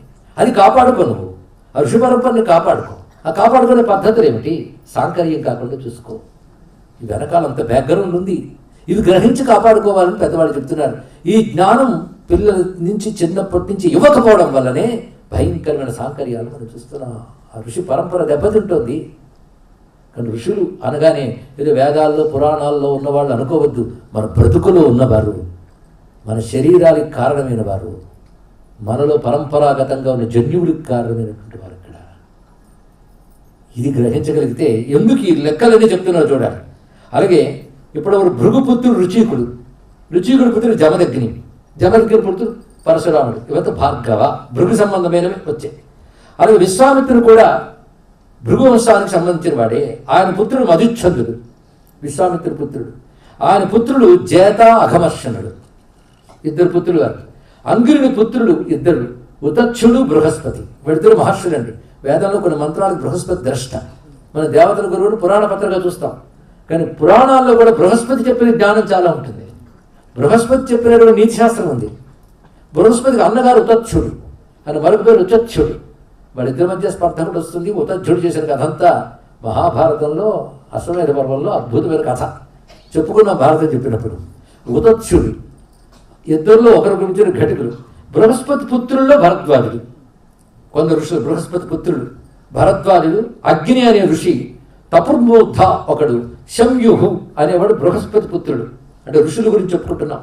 ఉతక్షుని పుత్రుడు దీర్ఘతముడు. అంటే కొందరికి ఇద్దరు ముగ్గురు ఉన్నారు, ఒక పుత్రుడే. దీర్ఘతముడి పుత్రుడు కక్షీవాన్ అని ఆయన. ఈయనకు ఒక పుత్రుడికి ఉంది ఘోష. ఈవిడ సంతానం మళ్ళీ ఋషులు అయ్యాడు. చూడండి, ఆ ఘోషాకి కాక్షీవతి అని పేరుంది. అంటే కక్షీవాన్ యొక్క పుత్రి కనుక కాక్షీవతి. ఆ కక్షీవానికి శబరుడు, సుకీర్తి అని మరొక ఋషులు తనయులు. అలా కణ్వ పరివారం ఒకటి ఉంది. కణ్వ మహర్షి వినుంటారు మీరు. ఏదో శాకుంతలంలో ఒకటి తెలుసు. కానీ కణ్వుడు ఋషిగా కలిగిన మంత్రములు ఎన్నో ఉన్నాయి. వేద మంత్రములే కాదు, ఉపాస్య మంత్రములు కూడా కణ్వ ఋషి కలిగినటువంటి మంత్రములు చాలా ఉన్నాయి. ఈ కణ్వ ఋషి పరివారం 33. ఈ కణ్వుడికి మూల అంగిరసుడు. అది ప్రధానంగా అంగిరసుడు, భృగు, అత్రి. ఈ వీళ్ళు ఎక్కువగా ప్రధానంగా చెప్పబడుతుంటారు. సప్తర్షుల్లో కొంతమంది వీళ్ళలోకి చేరిపోయారు. ఇంతగా చెప్పుకుని ఈ పరివారంలోకి. అత్రి పరివారంలో అత్రి, భౌమ, అర్చనాన, శ్యావాశ్చ, ఆంధీ, కుష్టావస్వి అనేటువంటి వాళ్ళు అత్రి పరివారం. ఇందులో కొంతమంది శ్యావాశ్చ, భౌమ ఈ ఋషులు ప్రబల చెప్పుకోవడం నేను విన్నాను. దానికి సంబంధించిన వాటిలో వస్తుంటారు. ఆత్రేయ గోత్రం అని ఒకటి ఉంటుంది. మరి మొత్తానికి ఇప్పుడు ఋషుల పరివారం గురించి మనం వేదముల ఆధారంగా ఎన్ని రకాలు ఉంటాయి. ఏకాకి అయిన ఋషులు, పరివార ఋషులు. పరివారంలో మరి ఒక్కొక్కరి కింద ఎందుకు వస్తారు? ఇక్కడ ప్రధానమైన ఋషి ఒక పరివారంలో భాగం ఎలా ఉంటాడు? ఇది గౌతమ, భరద్వాజులు అనేటటువంటి వాళ్ళు అంగిరస పరివారంలో చేరిన వారు. అలా అంగిరస పరివారంలో 86 మంది కనబడ్డారు. దీన్ని బట్టి ఎంతమంది అండి? పరివార ఋషులు వేదం ప్రకారం 315 మంది కనబడ్డారు. ఇప్పుడు ఏ ఋషి గురించి చెప్పుకుంటున్నాం? ఎంతమంది ఋషులు, ఎంత దర్శించిన సత్యం. ఋషులు అంటే ఇది నాలెడ్జ్, ఇది గ్రహించగలగాలి. అదే ఒక గ్రంథం రచించిన వాడు ఋషులు విన్నాం కనుక అదే అనుకుంటే అలాగా. కనుక ఇంతమంది మహర్షులకు నమస్కారం చేసుకుంటూ నమో మహద్భ్యో ఋషిభ్యో గురుభ్య, ఇంతకు మించిన మాత్రమే ఉంటుందండి.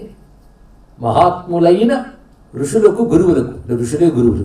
అది ఇక్కడ తెలుస్తుంది. ఎవరయ్యా గురువు నీకంటే ఋషే నాకు గురువు. ఇది భారతీయుడు చెప్పగలగాలి. అదే నిన్న కాక మొన్న ఎవడో వచ్చాడు వాడే గురువు అని అంటే అది ఎక్కడ పొసగుతుంది? ఋషులే గురువులుగా కలిగిన వారిని భారతీయులు లేదా సనాతన ధర్మావలంబకులు అంటారు, లేదా ధార్మికులు అంటారు. ఇక్కడ కనుక మన గురువులు ఎవరు? ఋషులు. వాళ్ళు ఎవరు? సామాన్యులు కాదు. అందుకే మహద్భ్య. వాడి దర్శన కనుక ఋషులు, వారే మా గురువులు. మరి మా గురువులు కనబడుతుంటారంటే ఋషులు చెప్పింది నీకు ఎవడు చెప్తాడు? వాడి గురువు. అంతేకాదు ఆయన గంట గురువు అండి. కానీ నేను చెప్తాడు భగవద్గీత నేనే చదవలేదు మీకెందుకు అంటాడు. అప్పుడు ఆ భగవద్గీత కూడా చదివిన వాడు నువ్వేం గురువు అయ్యా అని అడగలేదు వీళ్ళు. అది వచ్చింది కాదు. శాస్త్ర ప్రమాణం లేకుండా ఎవడు మాట్లాడినా వాడు ఎలా స్వీకరిస్తామండి? కానీ వీడు గురువు, వీడు దేవుడు, వీడి సిద్ధపురుషుడు నిర్ణయించడానికి శాస్త్రం ఒక డెఫినిషన్స్ ఇచ్చింది. అవి లేకుండా నీకేదో కనబడుతుంది డిసైడ్ చేసేదివే. మహిమలా గురువు అంటే గురువులకు మహిమలు ఉండవా? కానీ మహిమలు మాత్రమే గురువు కాదు. జ్ఞానం. గురువు అంటే జ్ఞానం. ఆ జ్ఞానం కూడా సనాతనమైన జ్ఞానం. ఆ జ్ఞానం కూడా వేద ప్రామాణ్యం కలిగిన జ్ఞానం. వేదానికి విరుద్ధమైన జ్ఞానం చెప్పేవాడు గురు శబ్దానికి సరిపోడు. ఎందుకంటే గురు శబ్దం కూడా వేదమే ఇచ్చింది కదా, ఋషి శబ్దం వేదమే ఇచ్చింది కదా. కానీ ఎలా చెప్తాం? ఇంత సంప్రదాయబద్ధంగా మనం ఉన్నది ఉన్నట్టు చెప్పినా కలికాలంలో గ్రహించలేని పరిస్థితులు ఏర్పడతాయి. అయినా సత్యం చెప్పడానికి భయపడకూడదు. ఎందుకంటే సత్యస్వరూపుడైన భగవంతుడు ఉన్నాడు. ఇంత పరంపర మనం గ్రహిస్తూ ఇవాళ ఏ ఋషితో ప్రారంభిద్దామని ఆలోచిస్తున్నా. ఆది ఋషినే చెప్పేసుకున్నాక ఫలానా వారితో ప్రారంభించే సమస్య ఇంకా లేదు. ఎవరు ఆది ఋషి? భగవంతుడు, పరమాత్మ. అందుకే మా గురువు గురించి చెప్పేటప్పుడు ఏమంటామండి? నారాయణ సమారంభం. ఇంకా మీ ఇష్టం, వ్యాస, శంకర, మధ్యమ ఎవరైనా. సమారంభం ఎవరు? నాకు కాదండి అంటే సదాశివ సమారంభం. మాకు ఏదైనా అభ్యంతరం లేదు. ఎందుకంటే ఋషుల దయ వల్ల, ఋషి పరంపరని చెప్పే గురువుల దయ వల్ల పరమాత్మ ఒక్కడే. ఆయన సర్వాశ్రయుడు కనుక నారాయణుడు, ఆయన శుభస్వరూపుడు కనుక సదాశివుడు. అంతే కదా. మొదట గురువులు చెప్పేసాం కనుక తర్వాత ఎవరితో ప్రారంభించాలని సమస్య లేదు. ఎవరితో ప్రారంభిద్దామంటే ఇంత ఋషి జ్ఞానం, ఇంత వేద జ్ఞానం ఇవన్నీ మనకి గోరుముద్దల్లా చేసి అందించిన మహానుభావుడు వ్యాస మహర్షితో ప్రారంభించారు. ఇక్కడ కొందరికి దేవర్షి పితృతర్పణలు ఇచ్చే అలవాటు ఉండొచ్చు, మంచి అలవాటు. నిత్యం ఇవ్వడం ఉంటుంది. తీర్థస్నానానికి వెళ్ళినప్పుడు దేవర్షి పితృతర్పణలు 3 ఇవ్వాలి. దేవ, ఋషి, పితృతర్పణలు. ఋషులు చెప్పేటప్పుడు కృష్ణద్వైపాయన వేదవ్యాసాదయ అని మొదలు పెడతారు. గమనించే ఋషి తర్పణలో అంటే ఇంతమంది ఋషులున్నా వేదవ్యాసులతోనే చెప్తున్నారు. అంటే ఎంతమంది ఋషులు ఉన్నారు, ఇన్ని రకాల వేదములు ఉన్నాయి, ఇన్ని రకాల జ్ఞానములు ఉన్నాయి. ఋషులు అంటే ఇది మనకు అందించిన వాడు వేదవ్యాసులు కనుక ఆయన్ని మనం నమస్కరిస్తున్నాం. అంటే దీన్ని బట్టి మనకి ఏదో ఒక ఋషి పేరు చెప్పండి, ఎంతమంది అయితే కష్టం మాకు. ఇతరులకు చూడండి ఎంత చక్కా ఒక్కడే, ఎంత చక్కా ఒక్క పుస్తకమే. మనకేమిటి ఇన్నండి, ఇదేమిటి బాగుందండి, మీకు ఇంత డబ్బు ఎందుకు, ఒక పైసా చాలంటే ఒకటి బాగుందా? డబ్బులు మాత్రం బోల్డ్ కావాలి, వనరులు బోల్డ్ కావాలి, వృక్షాలు బోల్డ్ కావాలి. ఇక్కడికి వచ్చి ఒక్కట ఎవరు బాగుందండి, అంత దరిద్రం ఎందుకండి? ఎంతమంది పుష్టిగా కలిగే ధర్మంలో పుట్టేనే ఎంత బాగుందో. ఎంతమంది పిలిస్తే పలకడానికి 10 మంది చుట్టూ గొప్ప ధైర్యం. ఎంత ఇచ్చినా ఒక్కడు వాడు పీలగా ఉన్నాడంటే ఇంకేమొస్తుంది ఇక్కడ? కనుక ఏది మనకు ప్లస్ దానివల్ల మైనస్గా చూపించడంతో ఇవి మాట్లాడాల్సి వస్తుంది. లేకపోతే ఏదన్నా కాక మొన్న ఎవడో బయలుదేరి వచ్చి కోతులు పుట్టినరోజు చేసుకుంటారా అన్నాడు హనుమతి జయంతి నాడు. నీకు అసలు కోతుల గురించి తెలుసు కానీ హనుమంతుడి గురించి తెలియదు కనుక రోజు మూసుకో అని చెప్పలేకపోయాం మనం వచ్చింది. అవునా లేదు? ఇది వాళ్ళనన్నాం అనుకోండి, అబ్బా ఎన్ని గొడవలు, ప్రాణాలు తీసేయడానికి వస్తారు. మన ధర్మాన్ని, మన ఆచారం నిన్నన్నా మన కథలం. అందుకే దాన్ని అనడానికి సిద్ధపడతాడు. అసెంబ్లీలో కూర్చుని కూడా సనాతన ధర్మ నాశనం చేస్తానంటే వెనుమోహాలు వేసుకుని కూర్చుని వాళ్ళంటి వాడిని మరొకడిని కూడా నెత్తికెక్కించుకున్నటువంటి స్పందన లేని మొద్దుబారిన జాతి అయిపోయిందండి ఈ జాతి. ఇప్పుడు తీసుకుంటారు. బాధాకరమైన అంశం కాదా? పైగా అధిక సంక్షాపులుట. ఒక్కడిని ధర్మరక్షణ నిలబెట్టుకోలేనప్పుడు ఎందుకు ఈ అధిక సంక్షాపం తెలుసుకోండి. ఇక్కడ బాధాకరమైన అంశమా లేదా? మన ధర్మం గురించి మాట్లాడుతున్నాం. ఇది గ్రహించగలిగితే ఎవరినైనా ఒక్కడిని చెప్పడం మాకు అంటే ఒక్కడినే చెప్తాం. వేదవ్యాసుడు ఆయన ఒక్కడిని అనుకుంటే చాలు. వేదవ్యాసుడు వారే, ఆయన ఏం చేశాడు అది చెప్పుకోవడానికి ఇక్కడ నుంచి మన కథ మీ ఇష్టం. వ్యాస మహర్షి యొక్క వృత్తాంతం ముందే చెప్పుకున్నాం. ఎంత ఇంత ఋషులు మనం సంపూర్ణం చేసుకోవాలి కనుక ఎంత అందుకోగలిగితే అంత అందుకునే ప్రయత్నం చేద్దాం. జయతి పరాశరసూను సత్యవతీ నందనో వ్యాస యస్యాస్య కమల గలితం వాంగ్మయమృతం జగత్పిబతి. ఒకటే మాట, పరాశర పుత్రుడైనటువంటి అంటే ఆయన మీద మరో మహర్షుడు అనమాట. సత్యవతీ నందనుడైన వ్యాసుడు జయించుచున్నాడు. ఎవరి యొక్క ముఖ కమలం నుంచి వచ్చిన వాంగ్మయమనే అమృతం సర్వజగత్తు పానం చేస్తుందో అన్నాడు. ఇదేమిటండి, ఏదో మనం పానం చేస్తున్నామంటే బాగుంది కానీ సర్వజగత్తు అవునా చెప్తుందా? సర్వజగత్తులో జ్ఞానం, ధర్మం అనే మంచి మాటలు ఎక్కడైనా మీకు వినబడితే అది వెతికితే వ్యాసుడు రచనల్లోనే కనబడతాయి. అంటే ఇందులో 4 ముక్కలు అక్కడున్నాయి, ఇక్కడ 4 లక్షల వాక్యాలు ఉన్నాయి. కనుక ఇది అందులో మంచితనం ఉందండి అని ఏదైనా వెతికేరనుకోండి, ఆ మంచి ఇక్కడ పుష్కలంగా ఉంది. ఇది గ్రహించవలసింది. ఇది గ్రహించలేక అక్కడ వినబడే 2 మాటలు చాలండి అంటే. ఎందుకంటే వాడు 2 రత్నాలు లాక్కెళ్ళాడు. నీకు రత్నాలు నిధి ఉంది ఇక్కడ, అది మర్చిపోకు. కనుక వ్యాసోచ్చిష్టం జగత్ సర్వం. సృష్టిలో ఏదే ఒక మంచి మాట వినబడితే అది వ్యాసుడి ఎంగిలి అన్నాడు పెద్ద. కనుకనే జగత్పిబతి, సర్వజగత్తు వ్యాసవచనమే పాలన చేస్తుందండి. వ్యాసవచనం అంటే ప్రమాణం, మరొకటి లేదు, ఇంకా క్వశ్చన్ లేదు. ఎందుకంటే సర్వ వేదముల్ని దర్శించాడు. కొన్ని సూక్తములను కొందరు ఋషులు దర్శించారు, కొన్ని మండలాన్ని కొందరు ఋషులు దర్శించారు. వేదాల్లో కొన్ని భాగానికి కొందరు ఋషులు ఉన్నారు. సమగ్ర వేదాన్ని సంపూర్ణంగా గ్రహించి ఆ గ్రహించిన దాన్ని అలా అందించాలంటే ఎవడి వల్ల అవుతుందయ్యా? నారాయణుడు కాకపోతే ఇంకో పని ఈ పని ఎవడు చేయలేడు. అందుకే వ్యాసో నారాయణో హరి. అందుకే వ్యాసాయ విష్ణు రూపాయ వ్యాస రూపాయ విష్ణవే నమో వై బ్రహ్మనిధయే వాసిష్ఠాయ నమో. మళ్ళీ కృష్ణుడు పరాశరుడు కాకుండా వాసిష్ఠుడైన వశిష్ఠ సంబంధమైన వాడు. అంతేకాదు అచతుర్వదనో బ్రహ్మ ద్విబాహురపరో హరి అపాలలోచన శంభు భగవాన్ బాదరాయణ. అయ్యా ఇంత సృష్టి నడవాలంటే 3 ఉండాలి, బ్రహ్మ విష్ణు రుద్రుడు. ఇంత వాంగ్మయ సృష్టి నడవాలంటే 3 ఉండాలిగా. 3 కలిసి అక్కడికి వచ్చాట. మా వ్యాసుడు ఎటువంటి వాడంటే 4 ముఖాలు లేని బ్రహ్మగారు, 4 చేతులు లేని విష్ణువు, 3 కళ్ళు లేని శివుడు. మొత్తానికి త్రిమూర్త్యాత్మకుడు ఆ మహానుభావుడు. పైగా ఎప్పటికి ఉన్నారు వ్యాసులు వారు తెలుసా మీకు? ఉంటే ఉన్నారు కదా, మనం కనబడతారా? ఋషి అయిన వాడికి సహజంగా ఉన్న శక్తి ఏంటంటే త్రికాల దర్శిత్వము, సిద్ధయోగం లక్షణం రెండు ఉంటాయి. ఋషికి సహజంగా ఉంటాయి రెండు కూడా. సిద్ధయోగి, త్రికాల ద్రష్ట, ఎక్కడున్నా ఎక్కడ స్మరించినా అనుగ్రహించగలరు కనుక వ్యాసులు వారు ఈ రోజున ఇక్కడ మనల్ని అనుగ్రహించుతున్నారు. ఆయన అనుగ్రహం దొరికింది కనుకనే ఋషుల గురించి వేదాది శాస్త్రాల ప్రమాణంగా 4 మాటలు ఆడుకోగలిగామంటే వారి అపార కారుణ్యం మనపై కురుస్తోందని. అంత విశాలమైన జ్ఞానం అయిన, విశాలమైన శక్తి అయినది. నమోస్తుతే వ్యాస విశాల బుద్ధే పుల్లార విందాయిత పత్ర నేత్ర ఏనత్వయా భారత తైల పూర్ణ ప్రజ్వాలితో జ్ఞానమయ ప్రదీప. వేదములన్నీ వ్యాసం చేసి ఇచ్చాడు మహానుభావుడు. ఆయన లేకపోతే వేదములు ఈ విధమైన పద్ధతులు మనకు దొరికేవి కావు. ఆయన దర్శించాడు. ద్వాపర యుగాంతం అయింది, రానున్నది కలియుగం. అల్పాయుష్కులు అల్పబుద్ధులు పుడతారు. అల్పబుద్ధులు అల్పాయుష్కులు అంటే వీళ్ళు బ్రతుకు పరిమితి చాలా తక్కువ. లేదండి ఇదివరకంటే లాంగివిటీ పెరిగిందండి. సర్వరోగములతో సహా జీవించుట, అదే లాంగివిటీ. ఉన్నాయో లేదో చెప్పండి ఇక్కడ. కానీ మీరు కొత్త రోగములు వేలుకి తగ్గితే తలకి, ఈ రెండింటికి తగ్గితే గుండెకి, మీరు రకరకాల వాడితో తిరగడమే జీవితం. అవునా లేదా? ఆఖరికి రోగములతో బ్రతుకుట అలవాటవుట. ఏం చెప్పండి? అల్పాయుష్కత్వం ఇది అర్థం.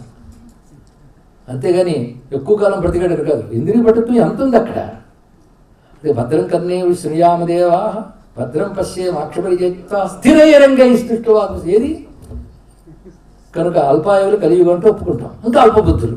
అల్పబుద్ధికి నిదర్శనం ఏంటంటే ఉన్న బుద్ధే గొప్పది అనుకునేవాడు అల్పబుద్ధి. కొందరు అజ్ఞానమే జ్ఞానం అనుకుంటారు, అదో దబాయింపు. నాకు అజ్ఞానం ఉందంటే కొంత జ్ఞానం ఉందని అర్థం. అజ్ఞానాన్ని గుర్తించగలిగే జ్ఞానం ఉంది కదా. అజ్ఞానమే జ్ఞానాన్ని దబాయిస్తూ వాడు ఏమవుతాడు? వాడిని నిజమైనటువంటి అజ్ఞానం అంటారు. వీళ్ళ సంఖ్య ఎక్కువ ఉన్న కాలాన్ని అది వేరే చెప్పాను, నేనే అన్నది. ఇలాంటి కాలం ఒకటి వస్తుంది. ఇందులో గొప్పగా ఆలోచించగలిగే వాళ్ళు ఉంటారు, కానీ మిగిలిన వాళ్ళు కలిసి ఆలోచించగలరు. 100 మందిలో పండితులున్న వాడు మూర్ఖుడైపోతాడు. ఎందుకు? వాడు పాండిత్యం చల్లదు. ఆఖరికి నేను ఆలోచించేదే తప్పేమని వాడు అడుగుడేట్టు చేయగలరు అందరూ కలిసి. ఇలాంటి పరిస్థితి ఏర్పడుతుంది. కనుక నిజంగా గ్రహించగలిగేవాడు తరించాలనుకునేవాడు తరించలేడే. పోనీ గ్రహించగలిగేవాళ్ళు తరించే వాళ్ళ కోసమే నేను ఏదైనా చెయ్యాలి కదా అని ఆలోచించి వేదమును చక్కగా వ్యాసం అంటే విస్తరించి చక్కగా చెప్పి క్లుప్తీకరించి తగ్గించి ఎడిట్ చేశాను కాదు. ఇక్కడ ఎలా విస్తరించి చెప్తే గ్రహిస్తామో ఆ విధంగా వేదమును వ్యాసం చేశాడు. అక్కడ తాగేడా వేదములతో పాటు ఉన్న పురాణ విద్యని 18గా వర్గీకరణ చేసి మనకు అందించాడు. ఇక్కడ అక్కడితో ఆగేడా? ఇవన్నీ చెప్పినవన్నీ కూడా ఒక్క పుస్తకం రాసేద్దాం అనుకున్నాడు ఆయన కూడా. దాని పేరే మహాభారతం. ఒక్క మహాభారతం చూస్తే చాలు వ్యాసుడు లాంటి మహర్షి, భారతం లాంటి గ్రంథం పుట్టిన భారతదేశంలో పుట్టడం అదృష్టం అనుకుంటాను. అందుకే భారతం అనే తైలంతో జ్ఞానం అనే దీపం వెలిగించిన వ్యాసా నీ విశాల బుద్ధికి నమస్కారం, నీ విశాల దృష్టికి నమస్కారం అన్నాడు అక్కడ. అంటే బుద్ధి విశాలమే, దృష్టి విశాలమే. అలాంటి నీకు నమస్కారమయ్యా అని వ్యాసుల వారికి నమస్కారం చేసుకున్నాం. కానీ కథ పూర్తి కాలే. కథ ఏమిటో రేపు చెప్పుకుందాం. ఇప్పటి వరకు వ్యాసుడిని ప్రారంభించాం. రేపు వ్యాస వృత్తాంతం చెప్పుకొని తర్వాత వ్యాసుల వారు ఏ మహర్షి గురించి చెప్పంటే ఆ మహర్షి గురించి చెప్పుకుందాం. మీకంత సస్పెన్స్, నాకంత సస్పెన్స్. ఇవాళ ముందు వేసిన పాట అంత సస్పెన్స్. నాకు తెలియదు వేస్తారు. మాకు ఇలా అవుతూనే మాకు రాజమండ్రి ఋషిపీఠంలోనూ గణపతి గుడిలోనూ ముఖ్యమైనటువంటి మా రవీంద్ర గారు రాగానే అద్భుతమైన సన్నివేశం మిస్ అయిపోయారు. దంపతులను చాలా బాధపడ్డానండి. వారు వినుంటే వారు ఆర్ద్రమయ్యేవారు. అంత గొప్ప సన్నివేశం. మిగిలిన వాళ్ళు అంటే నాగారు బాగా తెలుసు కనుక కొంచెం ఆలస్యంగానైనా మా వాళ్ళందరూ పాట సమయానికి వచ్చారు. మళ్ళీ ఆ స్మృతిలోకి నేను వెళుతూ అంత అద్భుతంగా అంత ప్రేమగా 25 ఏళ్ల జ్ఞాపకాన్ని చక్కగా చిత్రీకరించడానికి కారణం ఏంటంటే అంత చక్కని సంగీతాన్ని అందించడం. అంత చక్కని సంగీతం అవడానికి కారణమైన పేరు చెప్పని భక్తుడు ఎవరున్నాడో వాడిని అతడికి కూడాను అతడి పరివారానికి కూడా అమ్మవారి కటాక్షం లభించాలని ఇంకేం వ్యాసులు వచ్చేసారు చేతులు. ఇంకా రేపటి నుంచి వ్యాసుడు, తర్వాత మరో మహర్షి, ఆ తర్వాత మహర్షి చెప్పుకోవడానికి 6 రోజులు. ఎందరు మహర్షులు వస్తారో చూద్దాం. మహర్షులు అందరి గురించి చెప్పారని నాకు తాపత్రయమే. అందుకే విస్తారంగా ఉన్న సమయానుకూలంగా ఎంత అవసరం అంత చెప్పుకుని మహర్షుల కృపకి పాత్రమవుదాం. ఋషి కృప దొరికిందా దేవతలందరి కృప లభిస్తుంది. మోక్షం కర్తలామలకమే తెలుస్తుంది. వాళ్ళు బుద్ధిని పట్టుకుని నడిపిస్తారండి బ్రతుకుని తెలుసుకోండి. ఋషుల కాళ్ళు పట్టుకుంటే ఋషులు మన చెయ్యి పట్టుకుని నడిపిస్తారండి సత్యం. అందుకే ఇక మన జీవితంలో అలవాటు చేసుకోవాల్సింది నమో మహద్భ్యో ఋషిభ్యో గురుభ్యో నమః. ఇంతకు మించిన మంత్రం లేదు.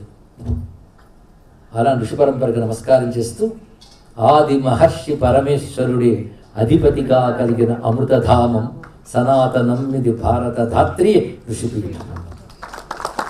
దీనికి మొదటి వాడవడయ్యా అధిపతి పీఠాధిపతి అంటే ఆది మహర్షి పరమేశ్వరుడే.